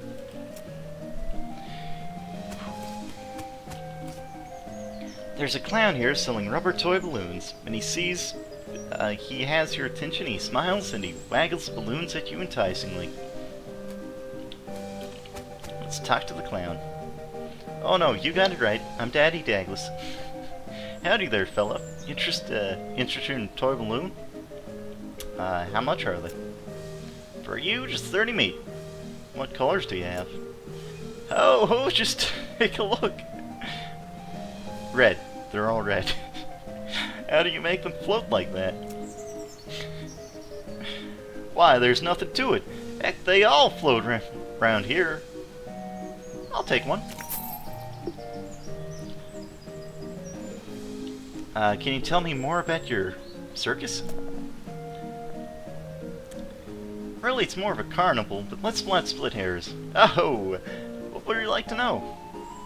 What are your traveling plans? I haven't decided yet. That's why we set down somewhere a bit more rural. Keeps things relatively quiet while we scout around, get a lay on the land. Woohoo! So where'd you travel from? Was your previous stop interesting? Oh, northwestish. It was a little hole-in-the-ground kind of place. You wouldn't have heard of it. Why is everyone working here a clown? Oh, it's traditional. When the, rodeo stopped being put on, the rodeo clowns took other jobs at the circuses and carnivals. Over the years, it just became a normal thing for carnies to be clowns. It's a community, you might say. Woohoo! So who's this Barnaby Bob guy? Well, the boss is a real famous showman, though I'm not surprised you wouldn't have heard of him around here. Got an eye like a hawk, and he's a real whiz with those knives of his. Don't miss a show, it's a real highlight of the carnival. Cool, see you around, clown. Catch you later, like an alligator.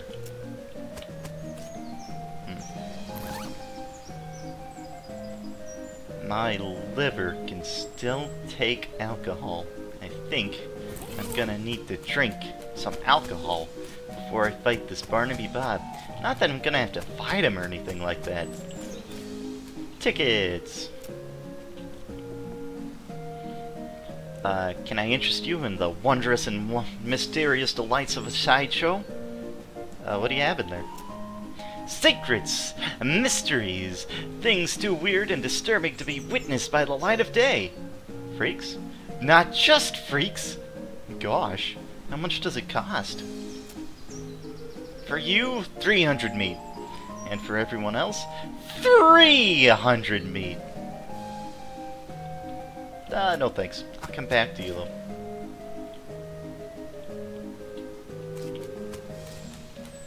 Hot dog! Red Hots, calls the clown behind this food stand. red hot footlongs, 2 kinds of mustard. There's also a small sign that says lost and found. Let's get this out.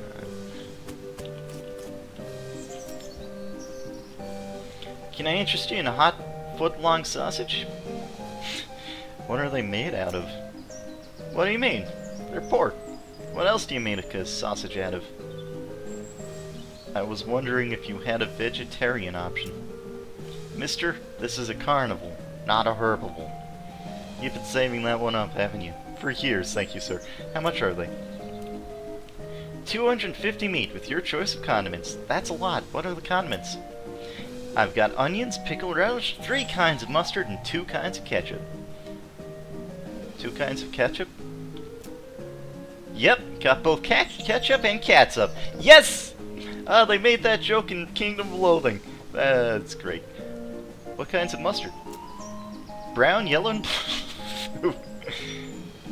Looks like I'm all out of the blue. Sorry, sir. Yeah, I'll take a hot dog.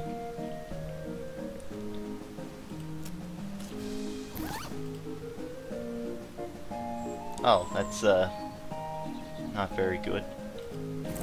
Cold drinks. Care to treat yourself to an ice-cold soft drink?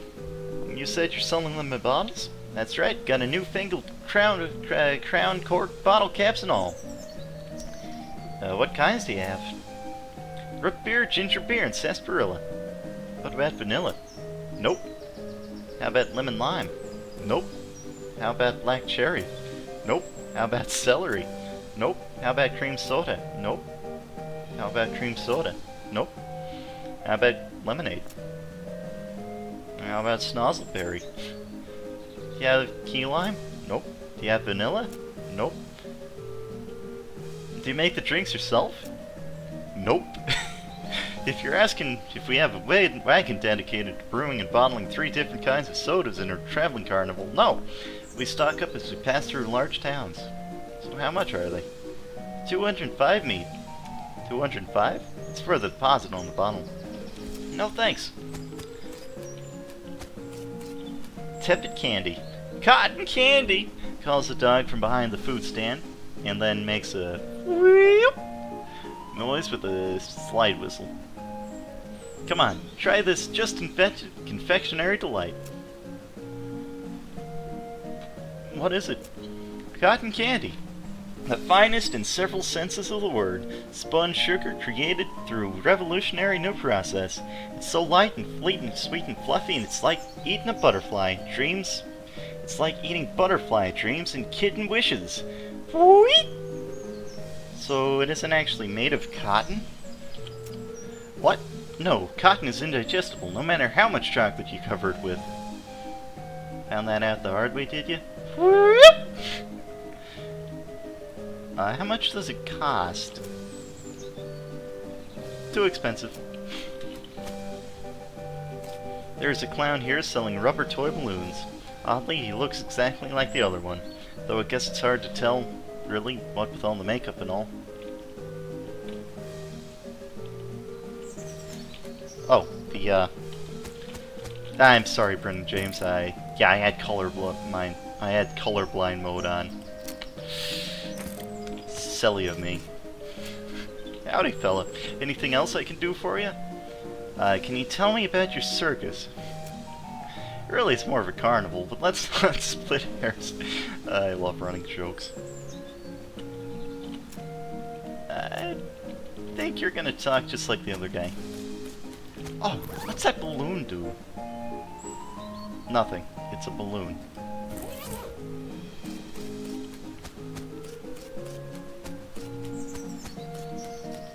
Ooh.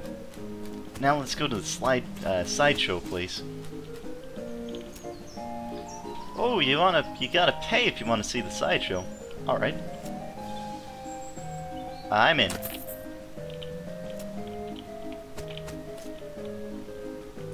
The sideshow tent is fairly large and packed with weird things to look at. Like all good sideshows are. A few lanterns are hanging from the ceiling, casting flickering shadows around and making everything look even more eerie.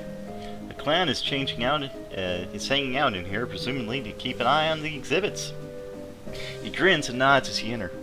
Come on in. Take your time. Have a good look around. Just remember, no touching. I'm gonna touch so many things. Oh, the colorblind option's just a joke. Ooh. You see several shelves full of white eggs, each one painted with a unique pattern of colorful shapes. A small placard pinned to one of the shelves say, "Clown eggs." In the circus community, it is traditional for each clown to paint their chosen makeup pattern onto an eggshell. These clown eggs are archived for future reference to ensure no one chooses a pattern that has already been used. It is considered extremely taboo to wear another clown's face. These must be the eggs for the clowns that work in the circus. You recognize a few of them, like a clown here in the sideshow tent and the ticket seller. Let's inspect those more closely. Hey, no touching. Sorry. Based on his attitude, uniquely combining attentiveness and extreme boredom, you assume this clown's job is to keep an eye on the sideshow exhibits. What's there to see in here? Well, down to the left we have our collection of spooky warp meters. Right here we have exhibits of clown eggs and pickled punks. And further down to the right is the freak show. Feel free to explore, and I'll be here if you got any questions.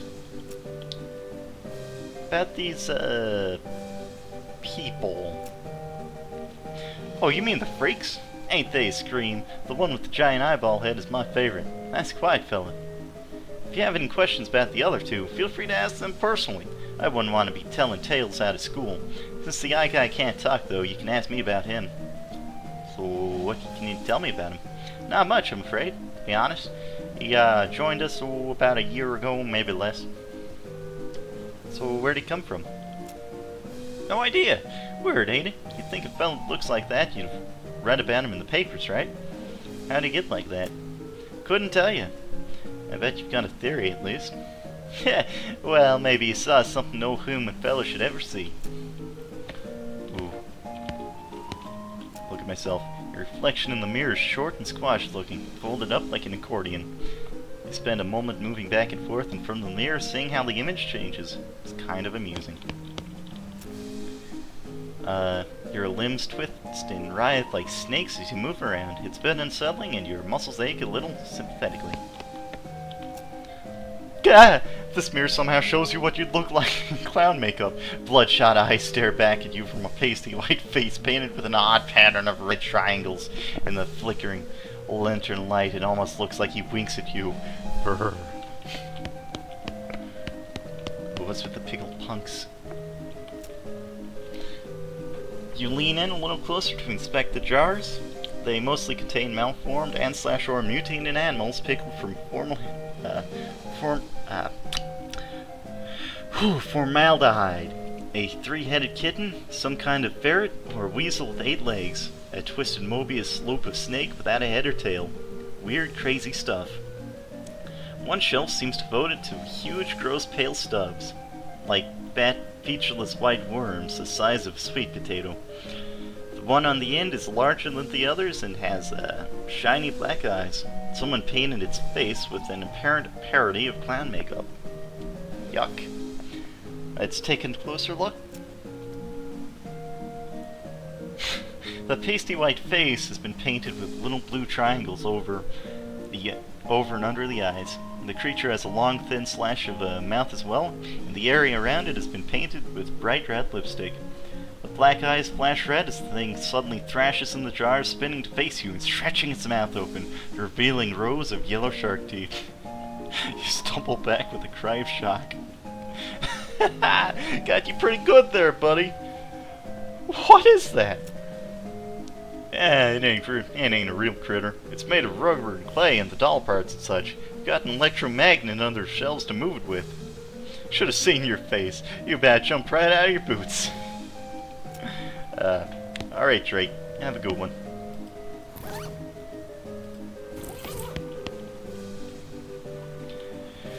Whew.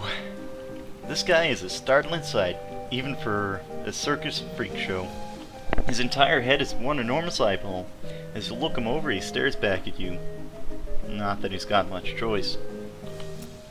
Hey, I'm Butsy. How's it going? Can you talk?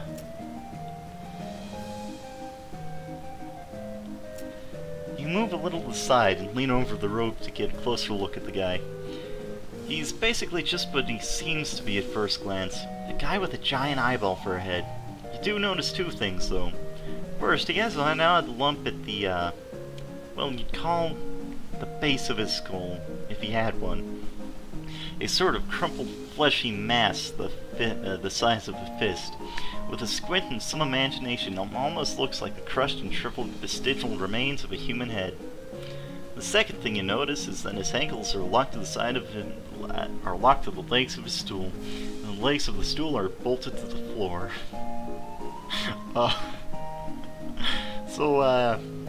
The circus gig. His hands slowly curl into fists, and the knuckles turn white with tension. I see. Or, I understand, I mean. Do you blink? Or wink, I guess? I guess not. Okay, so this guy's, not here of his own volition. Were you born this way? Sorry, I guess that's a pretty personal, question.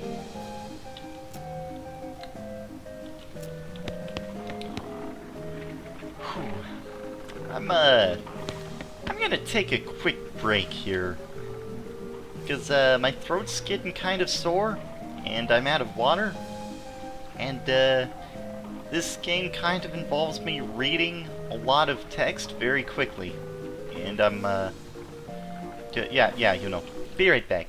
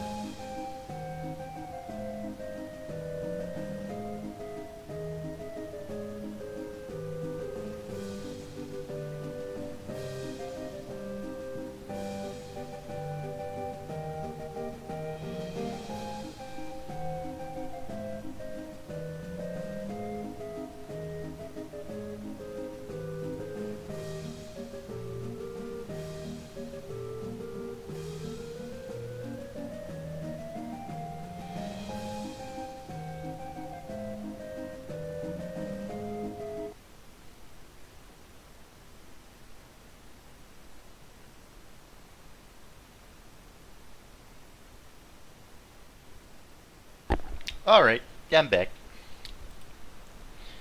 Whoop. Zip, zoop, and back. I should probably just, yeah. I should move this away screen to a completely different scene so I could just move to it. It seems like a much better option. Whew. Perfect. Alright, now let's get back to brutalizing my throat. This man is neatly dressed, though his suit is a bit threadbare and out of fashion. He's smoking pipe and leafing through a magazine. When you stop to look at him, he nods amicably. Hello there. Welcome to the sideshow. My name is Douglas. So, well, are you perhaps trying to think of a polite way to ask what's wrong with me? Yeah, you got me. Don't worry, Butsy. I am in a slideshow after all. It is an obvious and natural question. Wait a minute. You said the last bit without moving your lips. Are you a ventriloquist? Not at all. Allow me to demonstrate. He stands up and turns around. His back is the same as his front. That is, his suit has been tailored with 2 front sides, and he has another face on the back of his head, and his hair is cut and parted appropriately. Ta-da! As he sits back down, his knees and other joints crack and pop loudly as they reverse themselves. Douglas winces slightly, though certainly not as much as you'd expect. What the? Surprising, yes? Yeah! How's that even possible? Douglas shrugs and holds his pipe up to the now back of his head so his other face can take a puff. Are you, Siamese twins? Not exactly. It is difficult to describe, I'm afraid. 2 minds in 1 body, with 2 faces? It would be closer to say the truth, to say 2 instances of the same mind. With, as you say, 2 faces. You're right. That doesn't make any sense at all. The other face chuckles and Douglas holds his magazine behind his back. It took some getting used to. That much is quite certain. Your knees must be a wreck. Surgery was necessary to permit them to bend both directions. It sounds worse than it feels, I assure you. Were you born like this? I would rather not discuss how I came to be this way if you don't mind. Why are you in the sideshow? With a regular suit and a haircut, you could easily pass for normal. I have a contract. Out of the corner of your eye, you spot the clown making a gesture, but you didn't catch what was said. Douglas clears his throat. Plus, well, it's quite the life, you know. Free room and board, travel the world, and you meet such interesting people. There's a lady here with her head sticking out of a hole in a large metal box. She nods politely at you. Hello there. Enjoying the carnival? Well, it's interesting. Yes, I'm sure it is. Can I ask you a question? Certainly. What's your name? I'm Jeanette. And you? I'm Butsy. Nice to meet you. Why are you in a box? Well, that's a rather personal question, isn't it? I'm only teasing. Would you like to see the inside? Sure. Jeanette whistles to signal the clown and he moseys over. He unlocks the door on the front of the box and throws it open with a theatrical flourish. Inside, instead of Jeanette's body, you see a tangled, complicated assortment of glass tubes and pipes, ticking clockwork gears and pumps. Liquids of various colors, and mostly red, slosh around the tubes. A large bellows near the top inflates, and begins to slowly deflate. It's amazing? I've never seen anything like that. Well, I'll take that as a compliment. It's certainly, educational, I imagine. A larger tank on the left is my stomach, if you'd like to see what I had for lunch today. Let's examine her workings. You watch the various liquids slosh around in their tanks and pipes for a minute. Weird. Gross. But it is indeed educational. I got anatomical learning! How did this happen? Were you in some kind of terrible accident? I'm sorry, but I can't talk about that. Of course, sorry. Must be a painful memory. Her calmly composed face creases into a very slight grimace as she shoots a sidelong glance at the clown. Yes. Wow. Wow. This carnival's definitely an evil place. About these people.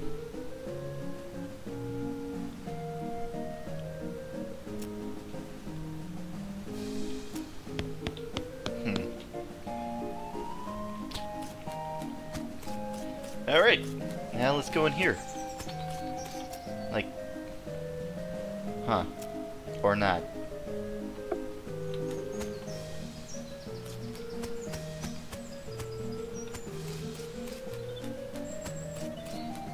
Maybe I have to play all the games first. Simple as could be, just take this big mallet here and hit the lever under the bell. Ring the bell and you win. I'll give it a shot. And I will hit it not very hard at all.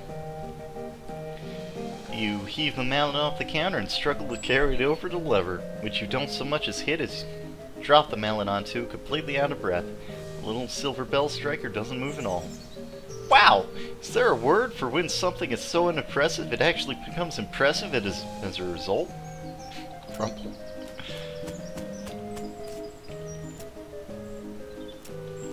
I forgot to be keeping a lookout for his lucky bottle cap. This is just my status fixer. Yep.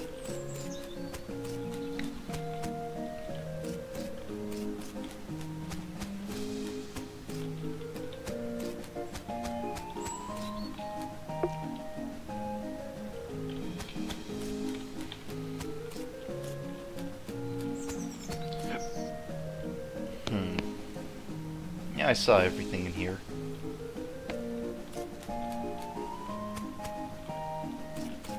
Ooh, lost and found. I'd like to search the lost and found. A lucky bottle cap. Pulls a wooden box from under the counter and looks inside. Appears you're in luck. This one yours? Uh-oh. Oh, okay. Shiny bottle cap on a little metal chain. Yep, that's the one. And I'm assuming I won't be able to,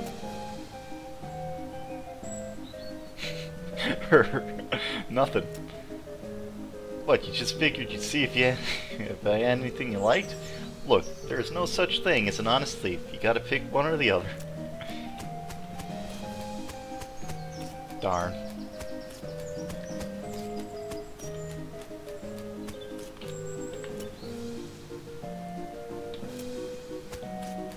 Alright. Say, that's a real nice balloon. You want to trade? I'll give you my lucky bottle cap for it. Sure.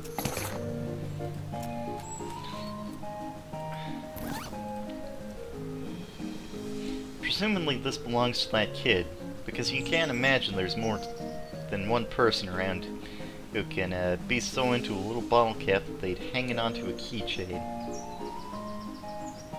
Can I put it on?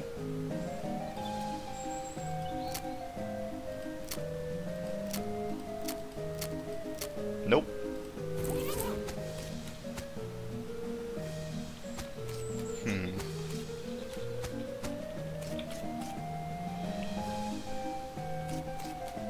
I think that's all I can do here for right now. Ooh. I'll take another balloon. Weren't you on the other side of the midway just now? Ho ho! Nope, that's the other balloon guy. We just dress alike and use the same face paint. Did we fool you? Yep. Oh wait, no, that doesn't track. It's considered rude or something to wear another clown's face paint. The eggs told me that.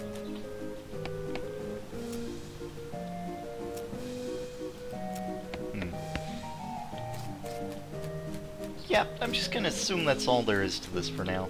I'll be back though.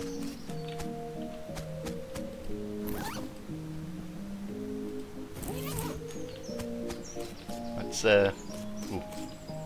Damn. Let's finally leave the, carnival music and also, put some more points into something.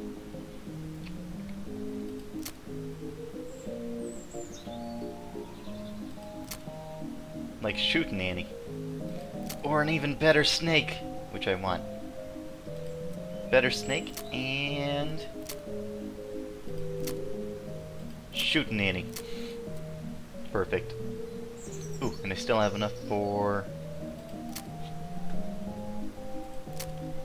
Let's get even more moxie. Ooh yeah.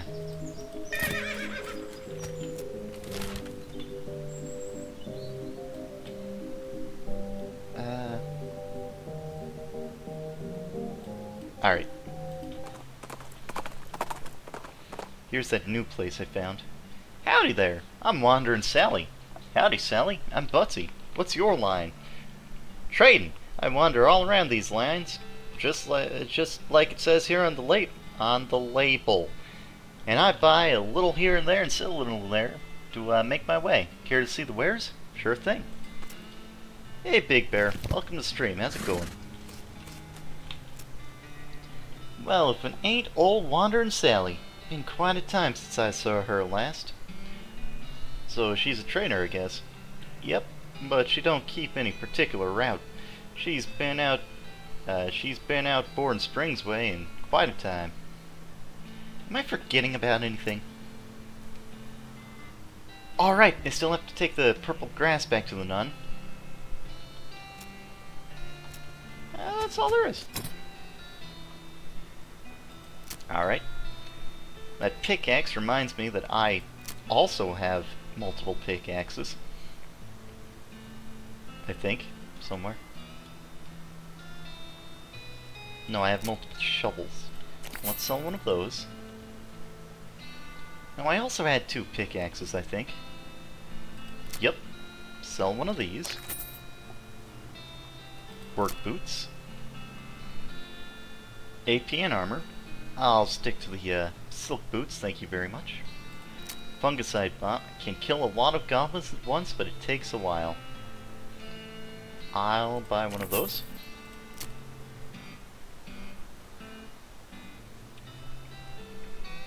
I can't remember what I have on my lapel right now, but I think it's better than this.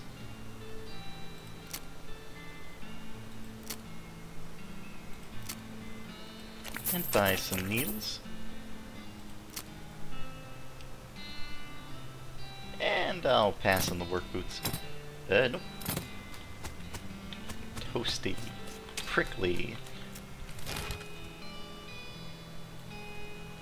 I've gone through every spittoon I've seen, but I haven't actually seen any since the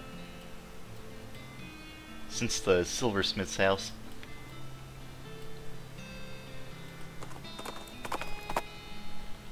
There's a dusty wooden crate lying near the trail, and it turns out to be half full of old dynamite. Thank you very much. Yep, I found that here purple grass. Can I buy some medical supplies? Don't actually need anything.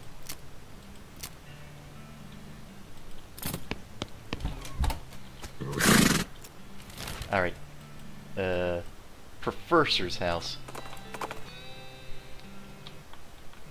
There's a skull just sort of rolling down the road towards you, like directly towards you, and when you step to one side it swerves to match. Alright, let's face it down.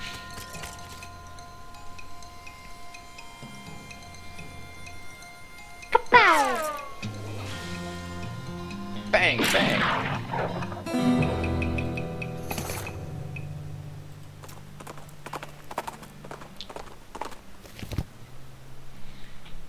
The beeping machine leads you to a ramshackle house in the middle of the desert.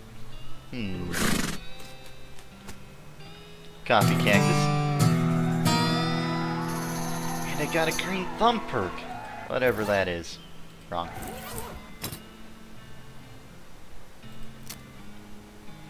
Gain XP from foraging.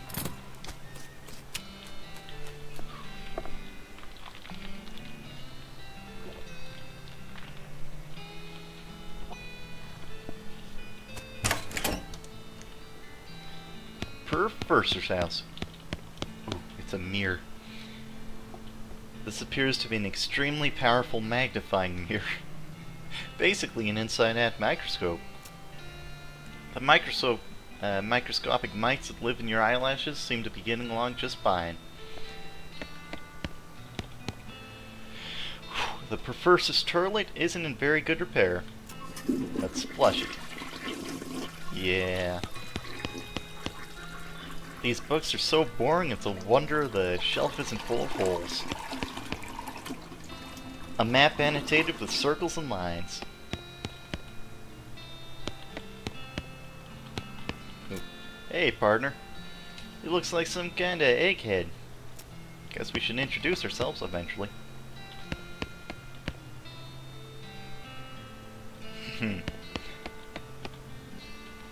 Excuse me, sir. My name's Buttkiss. What? Oh, I didn't you notice you there.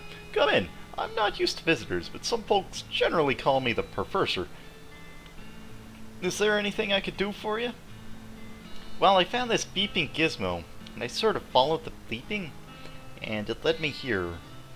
Well, I'll be! It certainly led you to the right place, young man. This is the El Vibrato technology, and I happen to be as much an expert as anyone alive today.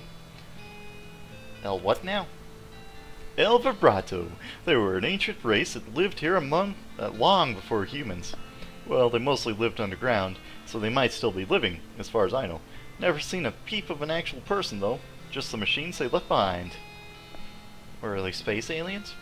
Could be aliens, or genius pre-humans, or an entirely different terrestrial evolutionary line. At this point of investigation, it's impossible to say. Isn't that exciting? Oh, I absolutely trust this guy. Look at his mustache. That's not an evil mustache. That's just a great stash. Aha! As I expected, this is one of their transponders. It detects other Vibrato technologies and homes in El Vibrato technology and homes in use and homes in. Gotcha. You see. That'll be why it led you here. I've got a thing I've been trying to repair. He tinkers around with the transponder for a bit and then plunks a strange stone marble into a socket on it. There you go, good as new. Just swipe up or down to turn it on or off. Swipe? Now I gotta warn you, this device will lead you to abandon El Vibrato technology, but it might also attract some unwanted attention. From what? From the El Vibrato technology. You'll see what I mean. Just be careful. Okay. You know, now that I think about it, you've arrived at a perfect time. In order to get anywhere further with my research, I need some more samples of El Vibrato tech. But searching for it eats up all the time I could be using to research it. Oh, I get ya. Right, you're the adventurous type, so bring me back whatever devices you find, and if I can get them up and running, that'll benefit both of us. Alright, deal. Great! First priority will be to get my Keystone Fabricator running. They lock their doors and things with these little stone alloy blocks, see? So if we can make our own, that'll open a lot of doors for us, literally and figuratively. So what do we need? The components aren't rare, at least as far as priceless ancient art technology goes. Bring me, 5 handfuls of scrap. I should be able to salvage the last parts I need from that much.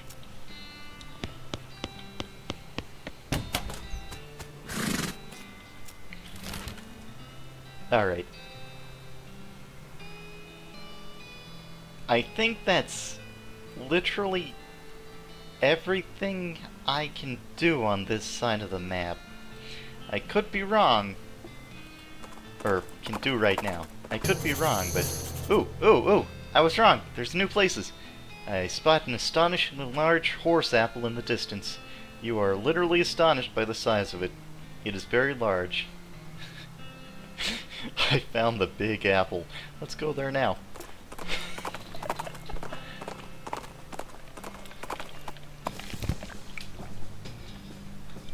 As you reach the center of the clearing, you are simultaneously struck with a profound awe and a terrible stench as you discover the largest road apple you've ever seen.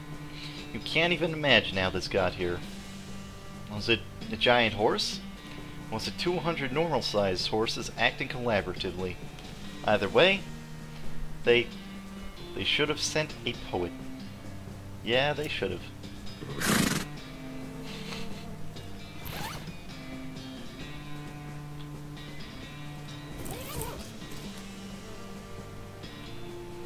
Oh, I can clean this up? But it's so beautiful and majestic. I don't want to ruin that. Let's ruin it.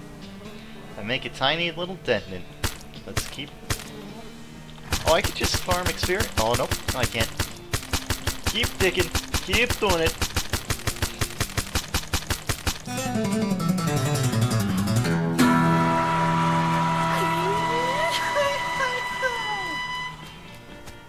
I did it!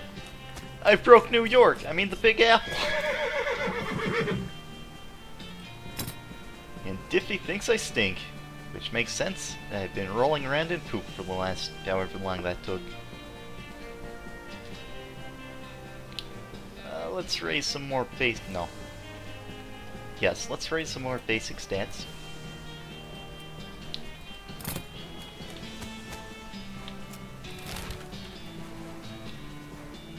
Well, now I'm gonna wander around a little bit more, see if I find new places. Destroyed campsite. Let's go there now. Ow. This knapsack seems like it's taken a lot of abuse recently. Most of the contents are trash from being stomped on. You do find a dented can of potted meat, though. You also notice that the knapsack has a knife sheath strapped to the side, but you don't see a knife anywhere.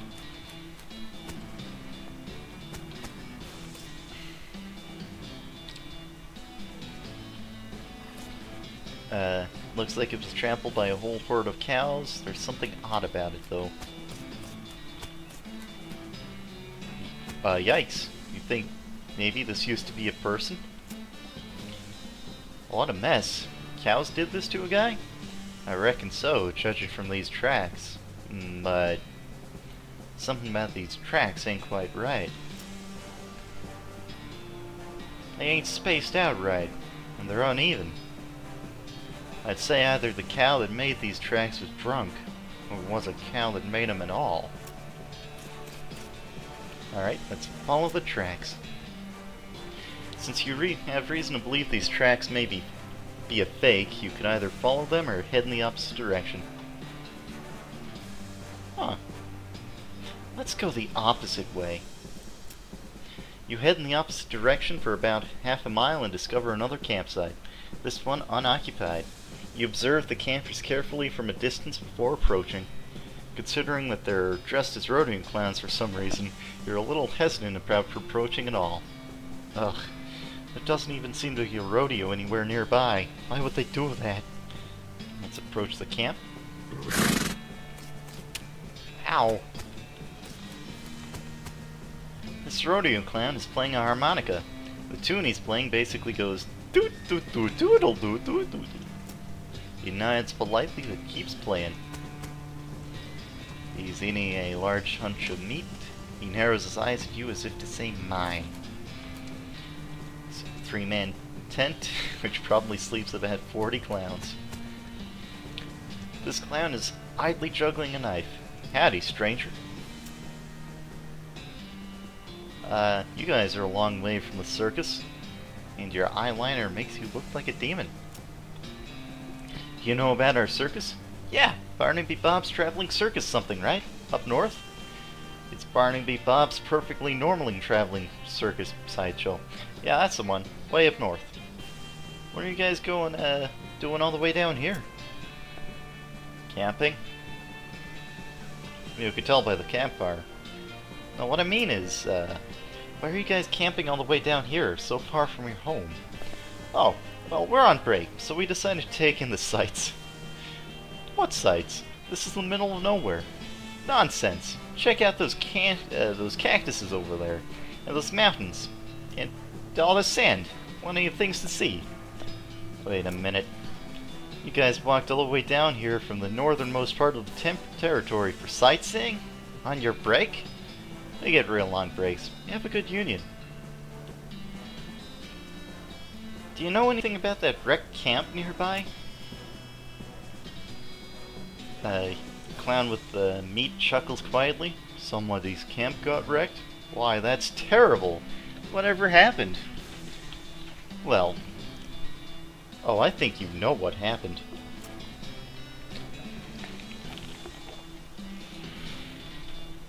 The harmonica falls silent, and the clown's eyes grow very cold. He stops toying aimlessly with his knife. Well, now, I don't much care for that accusatory tone in your voice, mister. Well, then let's see how you feel about a little frontier justice. Terrifying. Absolutely terrifying.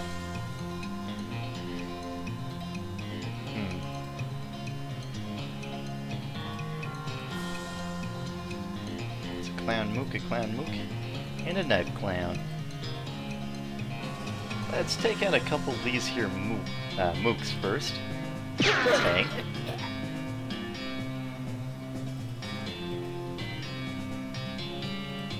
And I'll go ahead and tie you up, I think.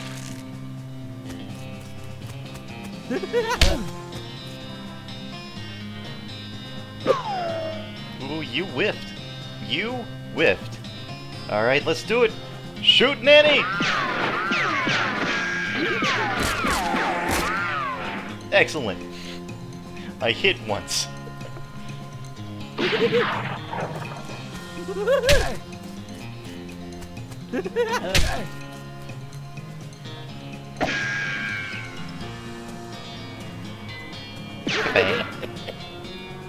And a little bit of one of these.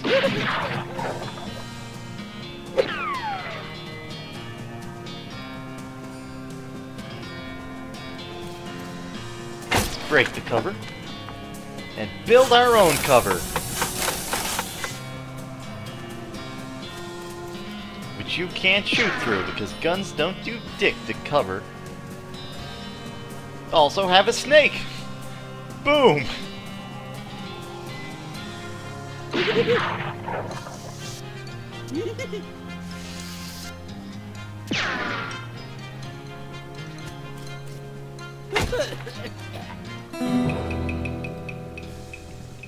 Well, that's one pack of demonic rodeo clowns that won't be troubling people anymore. And boy, you did not expect to be thinking that sentence today. Let's look through their stuff. Poke around their campsite for a bit, but don't find anything of value apart from the leader's knife and a ticket to the circus. Oh, well, the harmonica maybe, but that clown had his lips all over it. So, that's another way to get into the circus for less than 5,000 meat. I like that. There's options to get into the circus. You also find a note in one of the lead clown's pockets. Seems to be orders to check out an abandoned tannery not far from Dirtwater. It's probably a bad idea to let these guys wander around near town, so maybe you should investigate. What's the clown knife do? Just good damage. This one's better though, because it increases my pistol damage. Ow. Ow. Alright. Danny's Tannery. Off to one side of the trail you see a covered wagon and a small family of settlers who look upset. You folks okay? We're on our way to water, but our wagon went and broke down on us. Ooh, that's rough. We're liable to get attacked by bandits out here, or snakes, or coyotes, or ghosts, or other things that basically live exclusively on stranded travelers. Is there anything else you can do to help us? Or something you can do to help us? Hey, Susie, can you fix the wagon? Yes, she can. She crawls under the wagon, pokes around for a moment, then reappears and chucks a dead rat over her shoulder. Rat in your carburetor. She'll be fine now.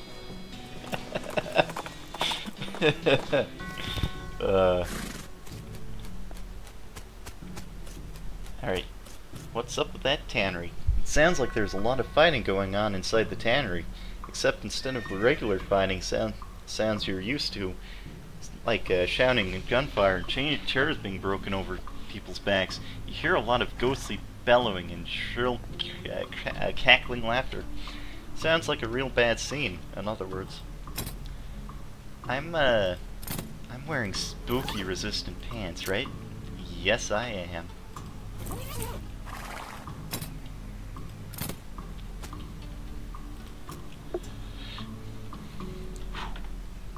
As you enter the tannery, the second thing you notice is that the place has been abandoned for years, probably since the cows came home.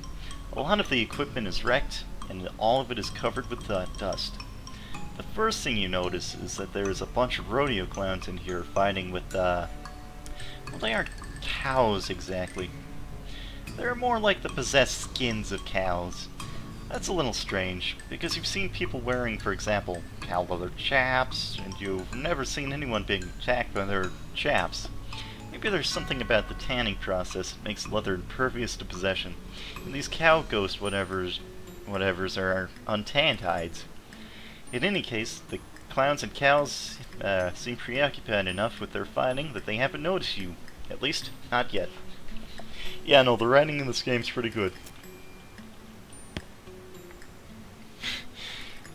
As you approach the clown and the weird cow leather ghost thing, they take notice of you and stop fighting while they process a new development. The clown, fortunately, seems to decide he hates the cow more than he hates you. The cow, unfortunately, decides it hates you more.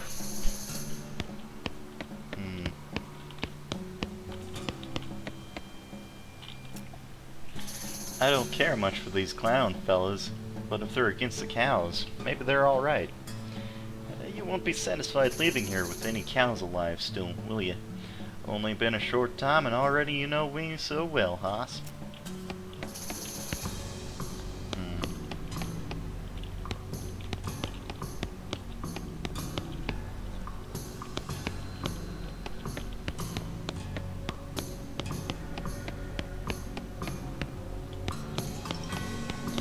Well, no time for subtlety.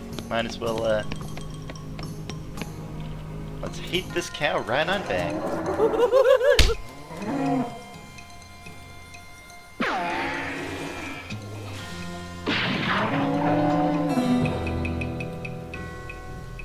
You beat the cow, but the enemy of your enemy is apparently not your friend, because the clown decides it's his turn to be on the right side of the screen. Well, shoot Nanny, shoot Nanny. Excellent.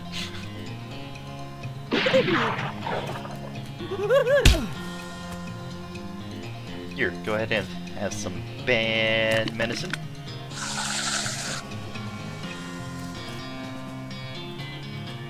Reducing your moxie, making it take more damage from my shooting. Well, that's one clown and one cow down. You hear a lot of more fighting going on in the rest of the tannery, though. So that pat in the back will have to wait till later.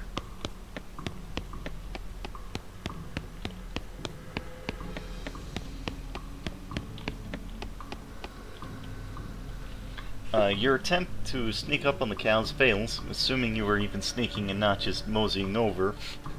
The cow appears all too willing to add your face to the list of faces they hate, and turn their attention from the clowns who take the opportunity to get the jump on their ancient enemies.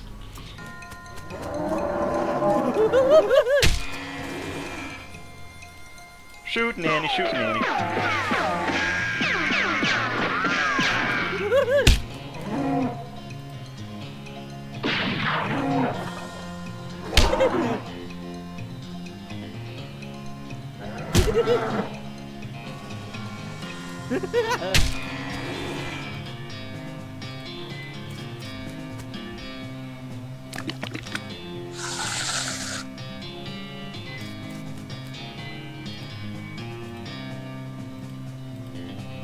the bank.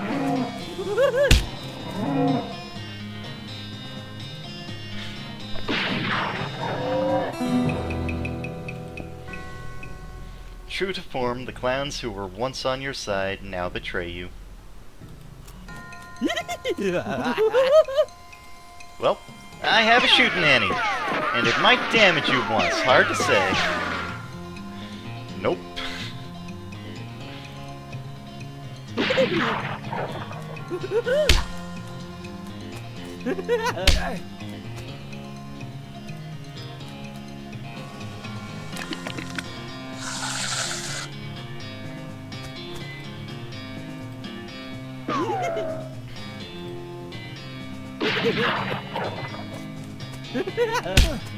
Yeah, too bad that one same place wasn't right on top of a rodeo clown or something. Here, have some dynamite.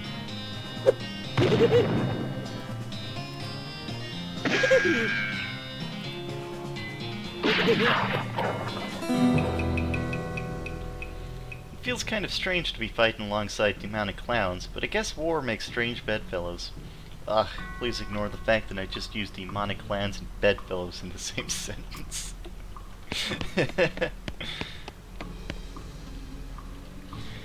The scene has the makings of a real brawl. Not only does one of the clowns have a nasty look in his eye, nastier than typical I mean, but one of the possessed cowhides is stretched on a tanning frame, which makes it stronger somehow, I assume. Alright, boss fight.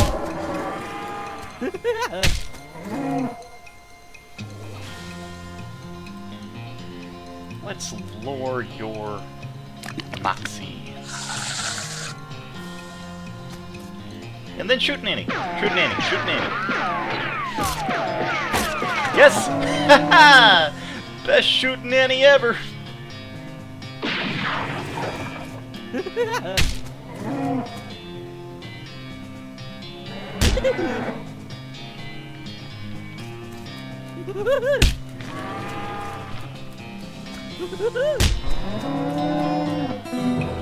I don't know who that guy is, but he does a lot of damage. Guess what? The clowns now turn on you and want you dead. Alright, who's the guy who was doing all that? This guy. I need this guy out of here.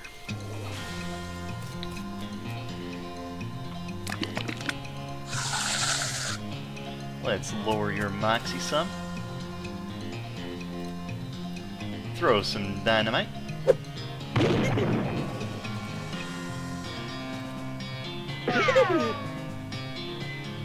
Ooh.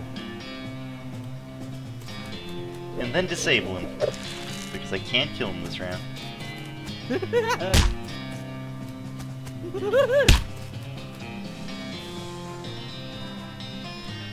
Looks like I'm not gonna shoot Nanny this round because I want some medicine. Good medicine.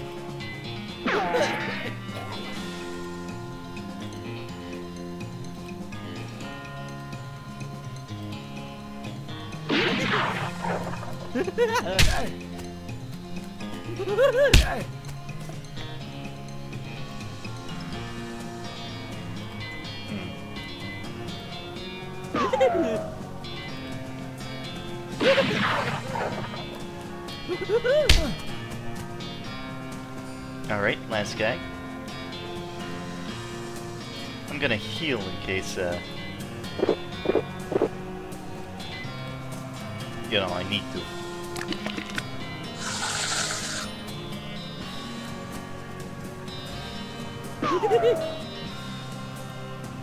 Oh, just enough. Suck it, you clowns. Well, I got a varmint skinning knife. And a back door key. This body must have been lying here since the cows came home. There isn't much left of them. But I got a, Tannery Saint Rage key. Also, I would like to start leveling up my character a little bit. Thank you. I want better good medicine, I want better bad medicine, and I would not mind more of something else. Let's go for gumption. And glamour, since it's so cheap.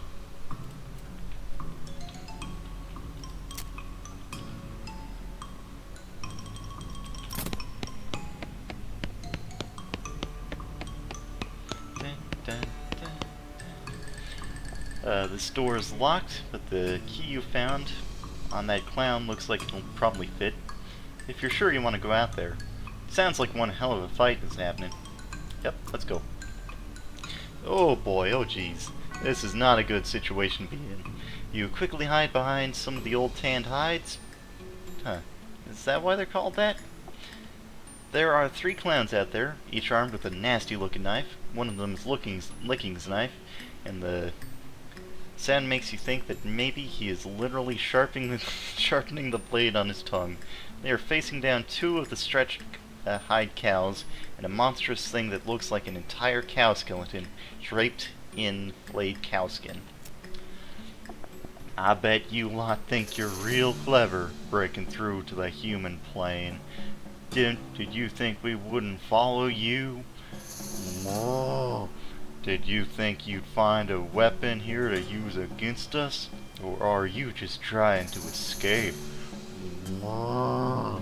What? You take that back. None of them seem to have noticed you. Looks like you could sneak through the back door, if you're really careful.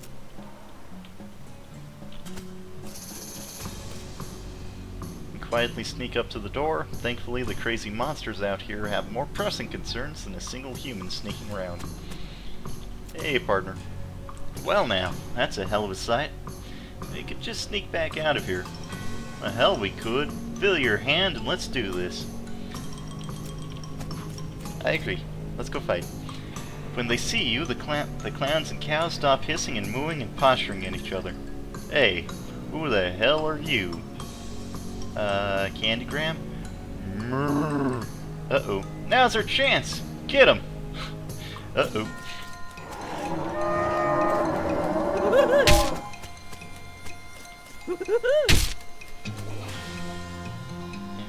Hell cow.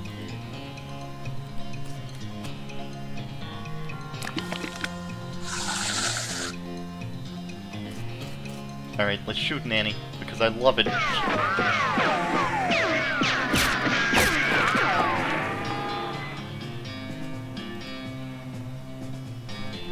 Also, this thing has real high moxie. Probably should have lowered it a little bit, but that's fine.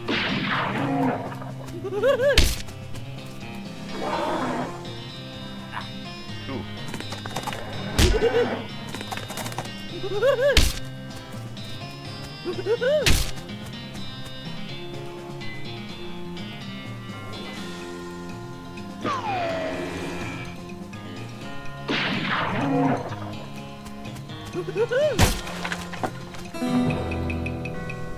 As predictable as ever, the clowns turn on you once you've helped them defeat the cows. Oh, we got the jump on him. Okay, okay.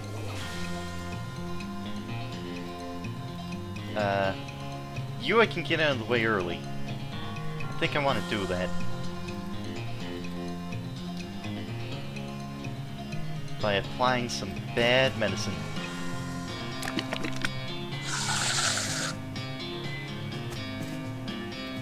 What's this? Snake spleen. Okay.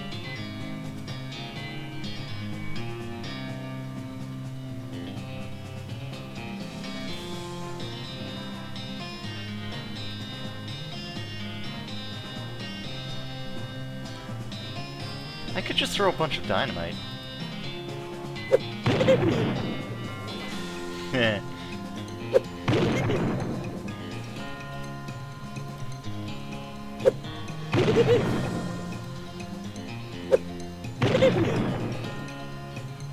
That's kind of cheatsy.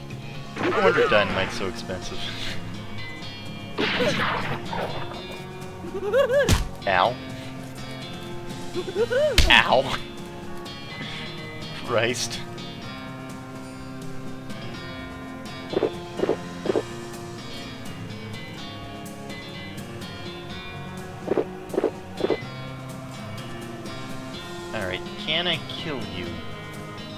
about spending a bunch of action points? Looks like you, yes. So let's shoot you.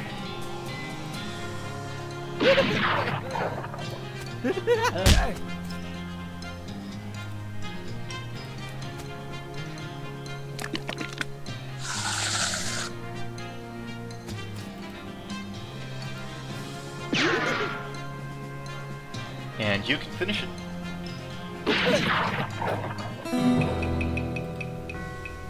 Whew! It's a good thing the clowns hate cows more than they hate humans, or that fight could have gone way worse. Fortunately, it seems pretty unlikely that you'll run into any more animated leather-clad cow skeletons in your adventure. Right? Hooray! Alright, experience. I guess more basic, because I am, in fact, a basic bitch. You approach the hide warily. Looks like it was too tan to be processed. This must be a storage shed. It's locked, but maybe the key you found could open it.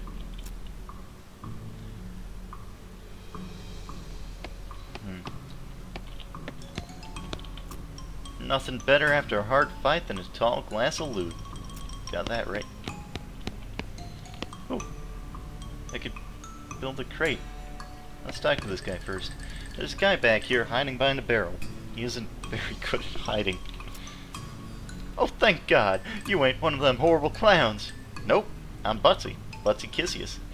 I'm Grady Tanner. It's a good thing you arrived. I couldn't have held out for much longer. Are you actually a Tanner? Or is that your surname? Well, both.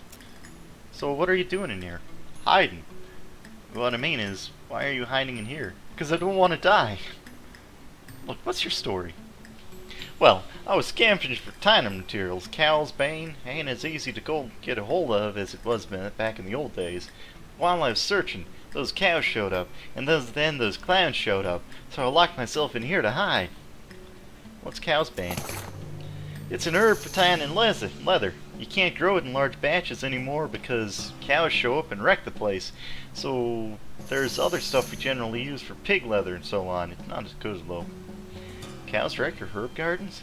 Yeah, if you're growing more than about a flower pot's worth, they get wind of it somehow. They hate the stuff. Can't figure out why. Here, I've got a few extra seeds you can have. Be careful with them. So, how long have you been in there? 3 or 4 days. I'm starving. Cow's bane's poisonous, so I've been chewing on this old leather hat for sustenance.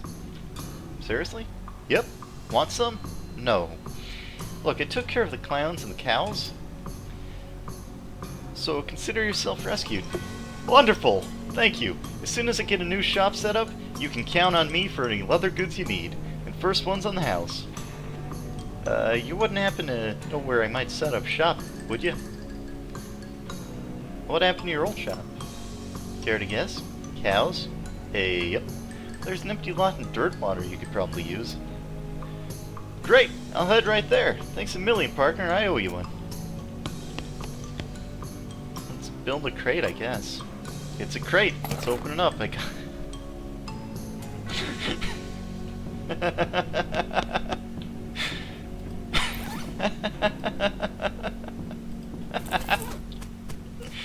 Alright. Let's go check out that leather guy.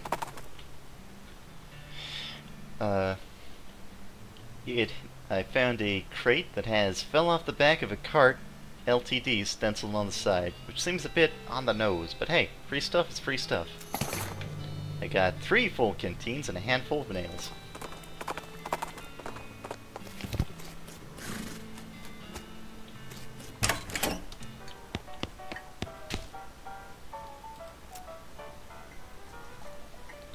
I heard you had something interesting back there, apparently.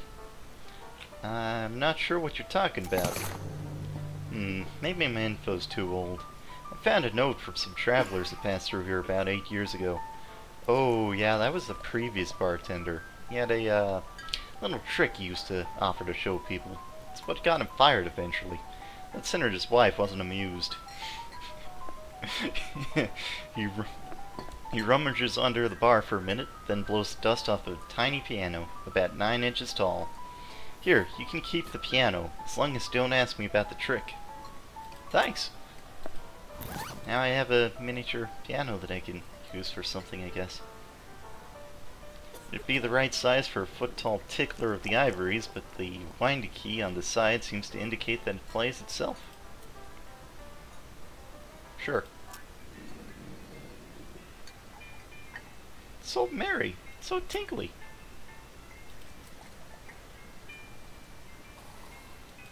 No, I'm enjoying it for now.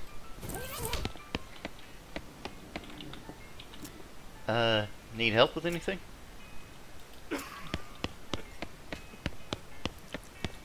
Doesn't look like anything news here, so, well, I can think of one thing that it probably was. You see, he would tell a girl to look behind the bar so he could show her something, and then he would show her a mirror. Which objectifies women, because he said something, and then she just sees herself, like, bam, now she thinks she's a thing. Don't want that. Very rude. Grady's fine leather goods. Well, hey there, Butsy. Welcome to my shop.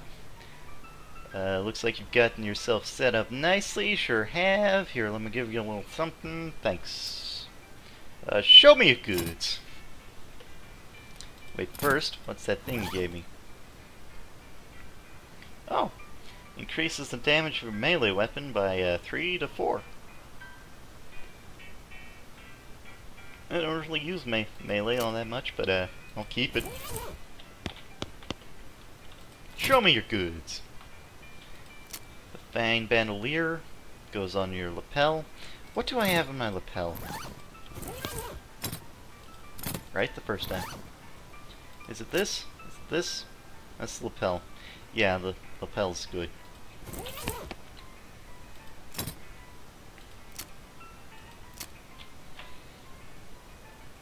2 armor, spell damage. I prefer the spooky resistance, I think.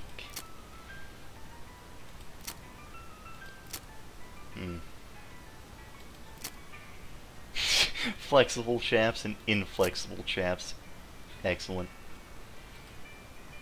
You have to work a little harder than usual just to move around in these things, which makes you pretty belligerent. Like cooperative British wizard schoolboys, these chaps allow you to move more freely while you're doing magic.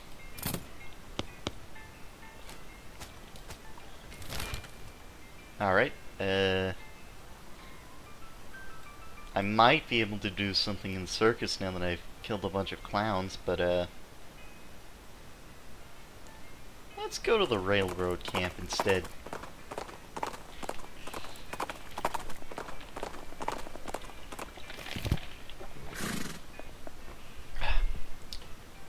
Alright, see ya, Big Bear. Thanks for stopping by. You'd think they'd surveyed the route and had a plan for this already. At least they stopped the train in time. Yeah, that would have been quite a surprise. Apparently, there's a surprise up here. Oh, right now, we're just seeing what's up with our train friends, who are back to messing around and doing nothing. That guy has stopped messing with his watch and started eating jelly beans. What you got there? Jelly beans? Yep. Can I have one? Nope. Please? No. So where'd you get them? A little ways south of here, from a fella named Roy Bean. We discovered a new map location, Roy Bean's House of Justice and Jelly Beans. Justice and Jelly Beans? Howdy, boss. Howdy, Smee. Stuck again?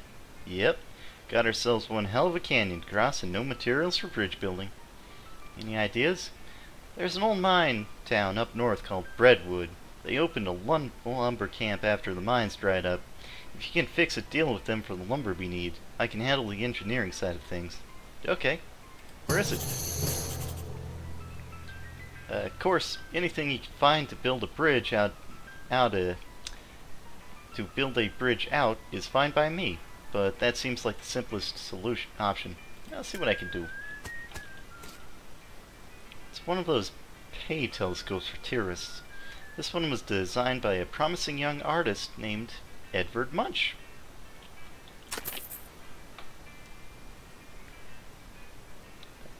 Look at the big canyon, it sure is big. It'll take quite a bridge to get across that thing. Yep. Ow. Alright, so now I can go to Breadwood, which seems to be a new town. Or I can go to Roy Bean's house to get some beans. I want the beans. You find a crate lying at the side of the road. It has Lost Dutch Oven Mines stenciled on it. Isn't that the way, isn't that in the opposite corner of the territory? That's pretty lost. Smelling salts and coffee. Ooh, you seem urgent. I heard about a ranch in this area. What might be notable? How do you mean? It's one that weren't never attacked by the cows. Huh. Yeah, that might be interesting.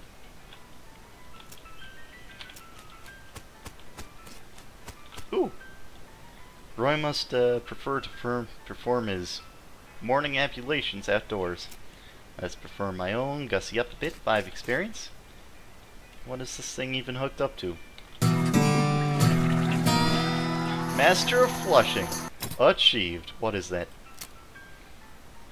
Your toilet flushing muscles are in fantastic shape. Excellent.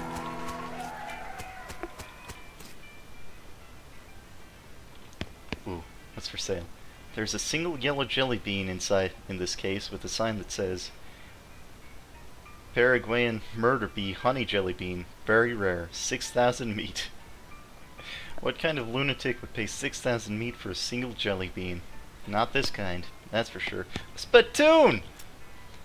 As soon as you get near the spittoon, you can smell the overpowering sweet stench it exudes. Nauseatingly sweet, like the rotting corpse of a dead gummy bear.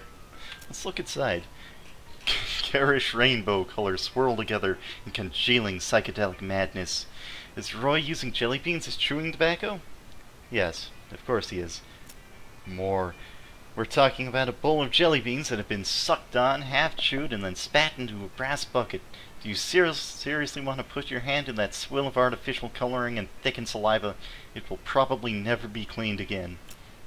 Look, I'm serious. You're about to permanently dye your hand with a swirling mishmash of the worst colors in the spectrum. No one will ever have a tattoo that looks as gross or as stupid. Give it to me. Well, I tried. Don't say I didn't warn you. You plunge your hand into the spittoon and fish around for a while. Eventually you pull out a really disgusting pistol and a really disgusting hand to shoot it with. Spittoon hand. I got the perk. I got the spittoon hand. It punished me finally. Your hand has been permanently stained by the rainbow-colored contents of a nasty spittoon. On the bright side, that hand will never suffer anything worse than that ever again. Excellent. What's up with this? Deals stench damage instead of physical damage, and a bunch of extra moxie. Well, this happens to be way better than mine, even though it's disgusting. So let's do it. Howdy there, Pilgrim. Name's Roy Bean. Howdy, Roy. I'm Buttkiss.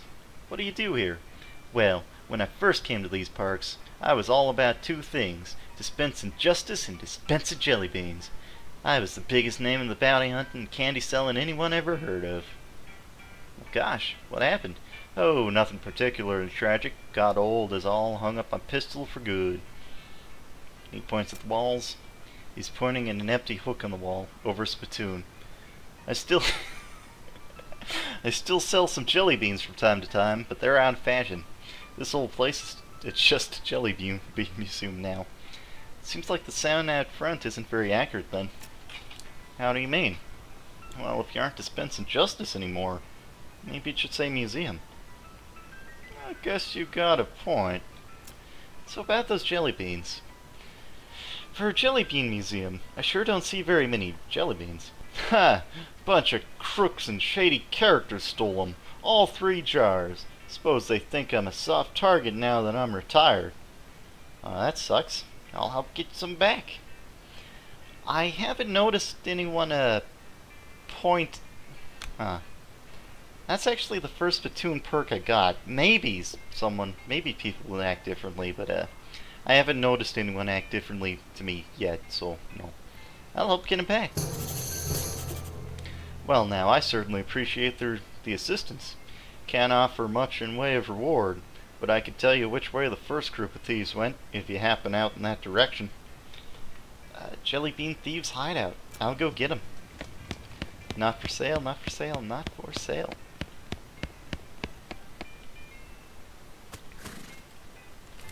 Well, let's go do that immediately. Through the shimmering waves of heat, you see a massive pile of bones on the horizon, and veer Diffie towards it to investigate. It turns out to be an even more massive pile of bones than you initially thought. Buffalo pile. No, let's go where we were heading. Alright, you bean thieves. You approach the bandits seated around the fire. The meanest looking one speaks up. Don't know who you are, stranger. Let's not do that. But you better turn yourself right around and head back the way you came, lest you want to eat lead. Well, that's not very neighborly. Take a hike, neighbor. You fellas stole a jar of jelly beans from an old man, and I aim to have him back. Oh, is that right? And just how are you planning on doing that? Ooh. If I had level 5 hornswoggling, I could do it with meat. But instead, I'll do it with honor! Listen, fellas. You stole a jar of candy from an old man. This is such a small, petty, sad little crime it barely even qualifies as a crime. If this ends up on a wanted poster, you're gonna be the laughingstock of the criminal community. More importantly, what would your mothers think? I'm giving you a chance to turn away from this line of crime before it's too late, and I suggest you take it, because I'm pretty sure that is not a life you're suited to. The bandits hang their heads shamefully and shuffle away. Good. Damn. I was hoping I could eat the beans. Alright, hideout. Oh. Grab him. Maybe I still can. No.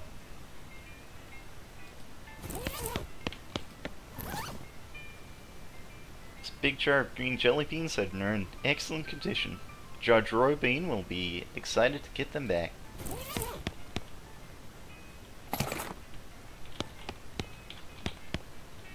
Ill-gotten goods. Hard soda. And this, I guess. Speed and maximum HP. It's pretty good. Let's see how it looks. It's pretty good.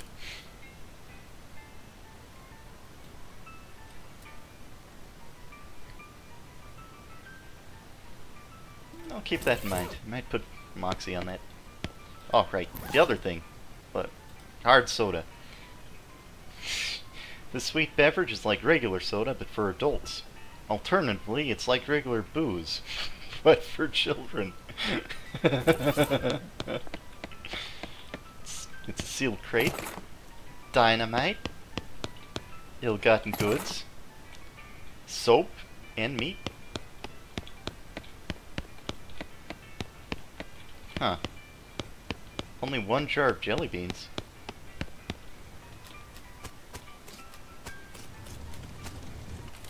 Well, let's go give it back.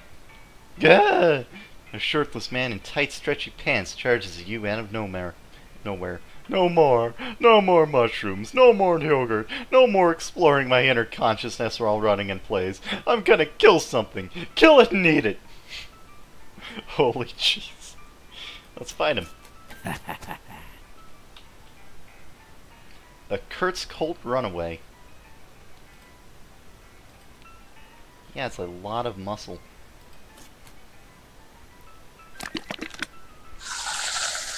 This lowers Moxie a little bit.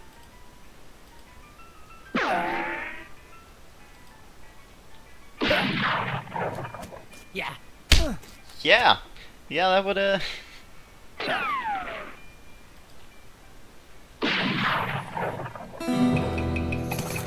If I didn't have a few health buffs on me right now. I don't have any health buffs on me. Well, if I weren't so damn gritty, that would have just killed me. What's with these? Extra muscle. That fits.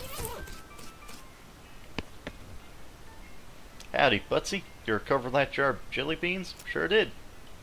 Well, thank you kindly. I won't ask for details, but I hope that they were sufficiently grisly. Now, the second jar of jelly beans was stolen by a passel of them weird goblin fellas. Couldn't understand the word they were saying, but they was very persistent. Alright, which way did they go? Northwest of the old, that old cactus folks call Old Granddad. Here, I'll mark it on your map. Can't miss it. I'm not gonna keep doing this guy's quest, I don't think. Not right now, anyway. I'll come back to him. For now, let's go to this town, explore a bit, and I think, ooh. Not enough mysticality, so let's ignore him. Oh my god.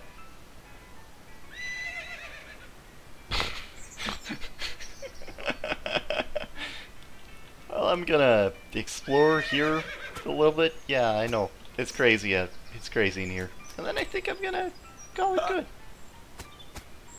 You know the town's gone to pot when the horses are drunk. What's new, Susie? There's a ranch out this way by a lady, run by a lady named Alexandria. Not that I got much hope of her still being alive. Ah, gee, come on, Susie, keep your chin up.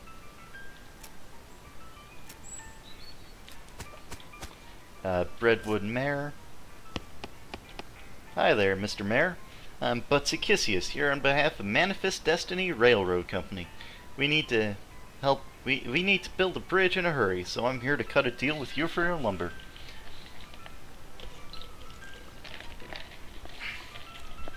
Alright, I believe we can scrape together that much wood.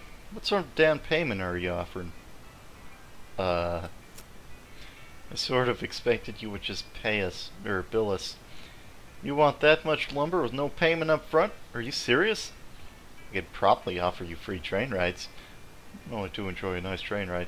But that deal would be a real problem, and I've already got 7 problems to worry about.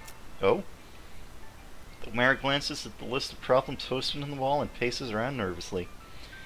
Well, I happen to be an expert problem solver. Maybe I could help you with some of your problems. Oh, thank you. I'd certainly welcome any assistance you can offer. You glance at the problem board, which offers a selection of current issues, as well as a dire warning. Which problem do you want to help with? The missing mail, the overdue book, the logging permit, the soup shortage, the skeleton rage, the stolen yeast, or the missing bread. One of these things is not like the other.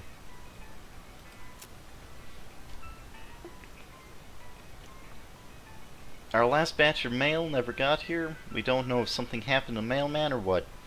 Go talk to Reginald in the bunkhouse. He used to be a mailman, so he can tell you where to start your search.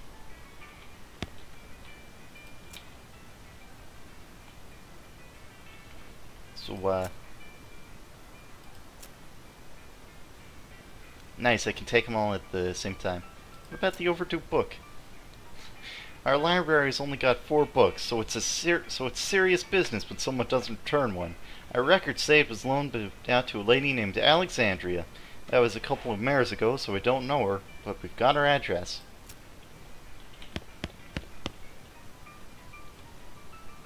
Oh, there's a note at the bottom. The last time a mayor let this list get over 3 items, we traced him out of the town with his breadstick nailed to the top of his head. Yikes. Not yet? Nope. What about the logging permit? We're running out of trees around here and need to expand our operations a bit. Problem is, we need a logging permit from the next town, and the whole place up and died before the paperwork was settled. Alright. No. I just want all of these at once. What about the soup shortage? We keep a municipal soup kitchen open to help those who are down on their luck, which is pretty much everybody around here. But we've run out of soup and we need someone to go fetch some more from Soup Stock Load. It gives you a stack of bread bowls to carry the soup in. Nope. Yes! No. Offer to help with his problems. Tell me about the skeleton raids. There's a military cemetery not far from here, and I figure something must have happened to the caretaker, because military skeletons keep wandering out this way and causing a ruckus.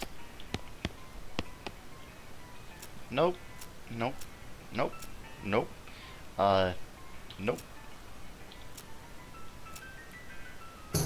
Tell me about the stolen yeast. We take our yeast supply very seriously here in Breadwood, and that dang yeasty gang made off with the whole lot. A couple of fellas said they saw him loitering around the old brewery, so that's probably where they've made their hideout. We need that yeast back.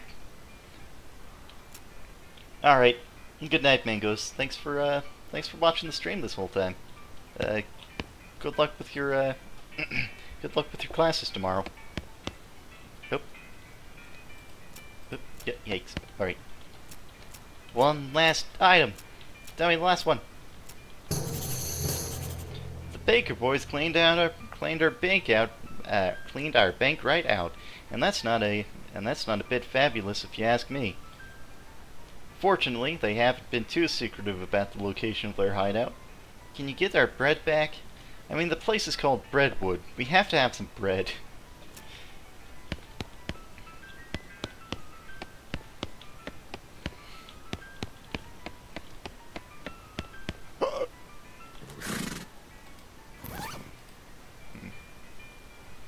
Of extremely dense bread. You could put a very dangerous soup in it, I bet. Oh, spittoon!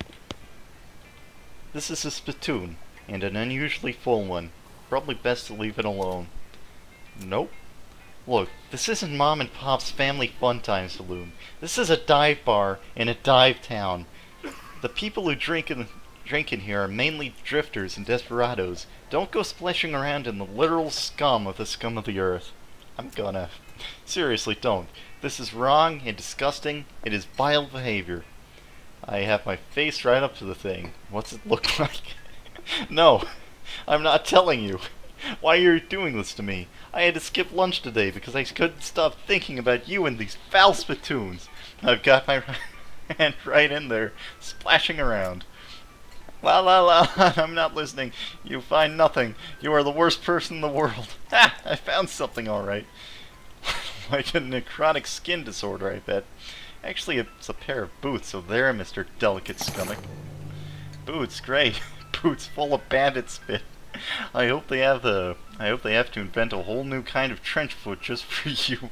I hope they name it after you. You're just jealous of my sweet new boots. Yeah. Oh, +3 maximum AP.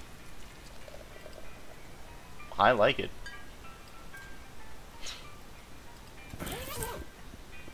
The reward for digging around in these spit things is so good. There has to be some sort of negative to it eventually. What are you guys doing? The man with the black hat has a huge pile of meat in front of him. The man with the white hat looks sad and broke. What you playing, fellas? Barrow. But I wouldn't say we're playing. I'd say we did play until this cowpoke ran out of money. How's it work? It's easy. You bet 50 meat, and then you name as many pharaohs as you can. Every time you name one, I give you 20 meat. Wait, what? If those are the rules, how did this guy lose all his meat to you? He's real bad at it. I'll give it a try. Alright, partner. Start naming pharaohs. Tutankhamun. Well, everybody knows that one. What else you got? Uh-oh. You don't actually know the names of any more pharaohs. Maybe you can get away with just making some up. Des Duns Dumpstud. He grumbles and hands you your winnings. Des Jadthorser. How about Gavshesmoxter? Sniffensmore. Akortosmut.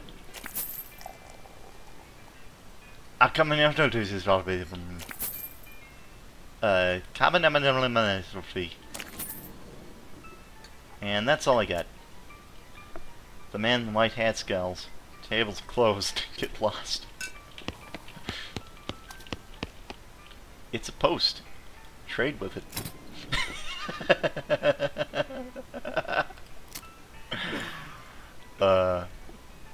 Gives you the dickering skill.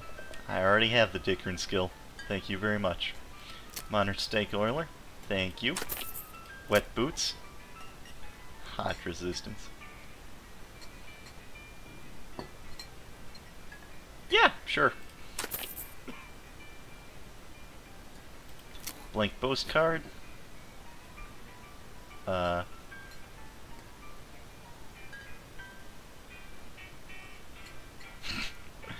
In case you don't know how the mail works, you send these by going to a building called a post office and giving it to the correspondence wizard who works there.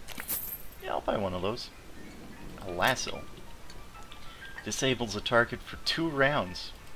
I will take a few of those, thank you kindly. Well, well, looks like some poor son of a biscuit wandered into town. Howdy, cake sucker. Wow, jeez, rude and baffling. Get used to it. We like our cussing here in Breadwood. Sure, fine, but cake sucker? We also like our breads and cake-related products. So I've noticed. I'll buy a drink.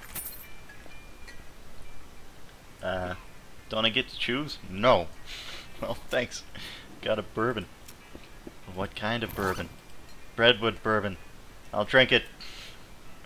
Bourbon breaded.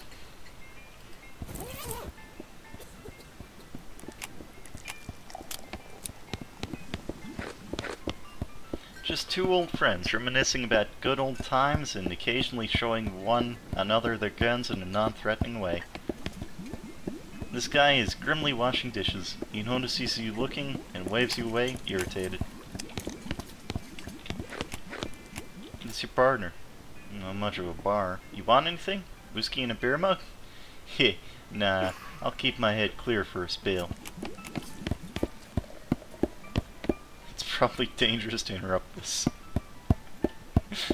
Nah, not really. I mean, it's not like he has hands. There's a note on it that says, see bartender for darts. Ooh.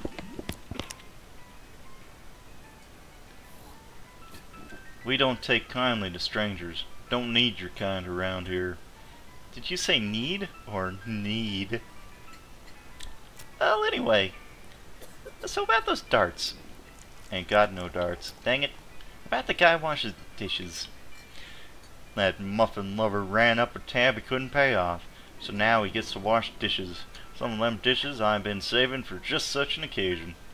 How much does he owe? $150. I'll pay that. You're even dumber than I assumed, but whatever. You can tell him he's free yourself. Hey, you're free. Hey, I paid off your tab. Huh? What did you do a thing like that for? I was just feeling charitable, I guess. Well, thanks. But I don't know how to do pretty much nothing except washing dishes. Nothing at all. Well, I can also wash clothes. And I can play the washboard. That's pretty much it, though. Send him to... Well, there's plenty of job opportunities to open up in Dirtwater. Why don't you try your luck there? Excellent.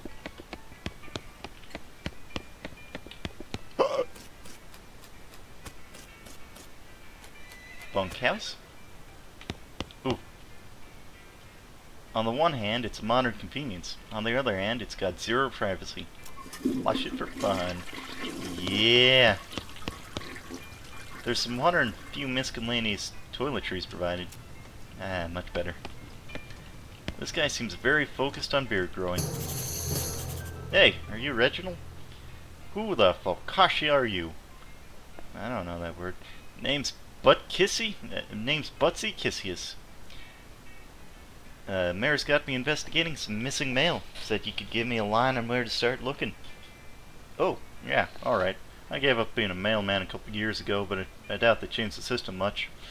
All the mail headed here was supposed to go through a way station just southwest of here. I'll mark it on your map. This guy's just chilling by the fire. It must not be a very good fire. Howdy, stranger. I'm Hobart Bubbert. Or what? Oh, I mean, hi, Hobart. Hobart, I'm Butsy Kissius. You seem like the traveling sort. Mind doing a fellow a favor? What's the favor? Thing is, my only dream in life is to see an owl skeleton. That's quite a dream. I heard they've got one at the petting cemetery, but the what? The petting cemetery. Is that what it sounds like? Exactly what it sounds like. But see, I ain't got the meat for a ticket. You want a loan? Nah, I got no prospects of paying it back. But I got a camera, and I figured if you went to the cemetery, you could take a picture of their owl skeleton and bring it back. Sure, I'll do that. Right, nice bundle. Okay. Okay, I'll be back. Owl.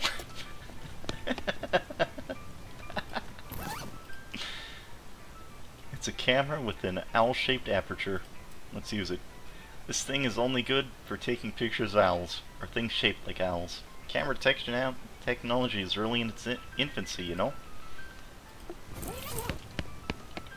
Ooh. This footlocker is labeled H. Halloway, and it's very locked. This footlocker is, Halloway's pin. Lapel?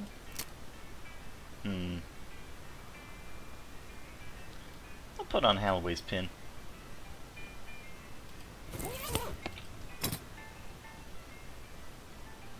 I can get a lot of stuff, actually. Let's get better hornswoggling. Oh yeah. I'm gonna hornswoggle all the horns and the swoggles. Dunwich crouton. Croissant Le Breton. The graves past here are all too old to still be legible. Alright, well, I think I've streamed for quite enough.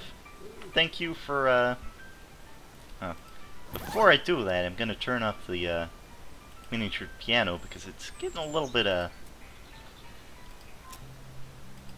preferred the other one. Anyway, thanks for coming to the stream. Thanks for watching.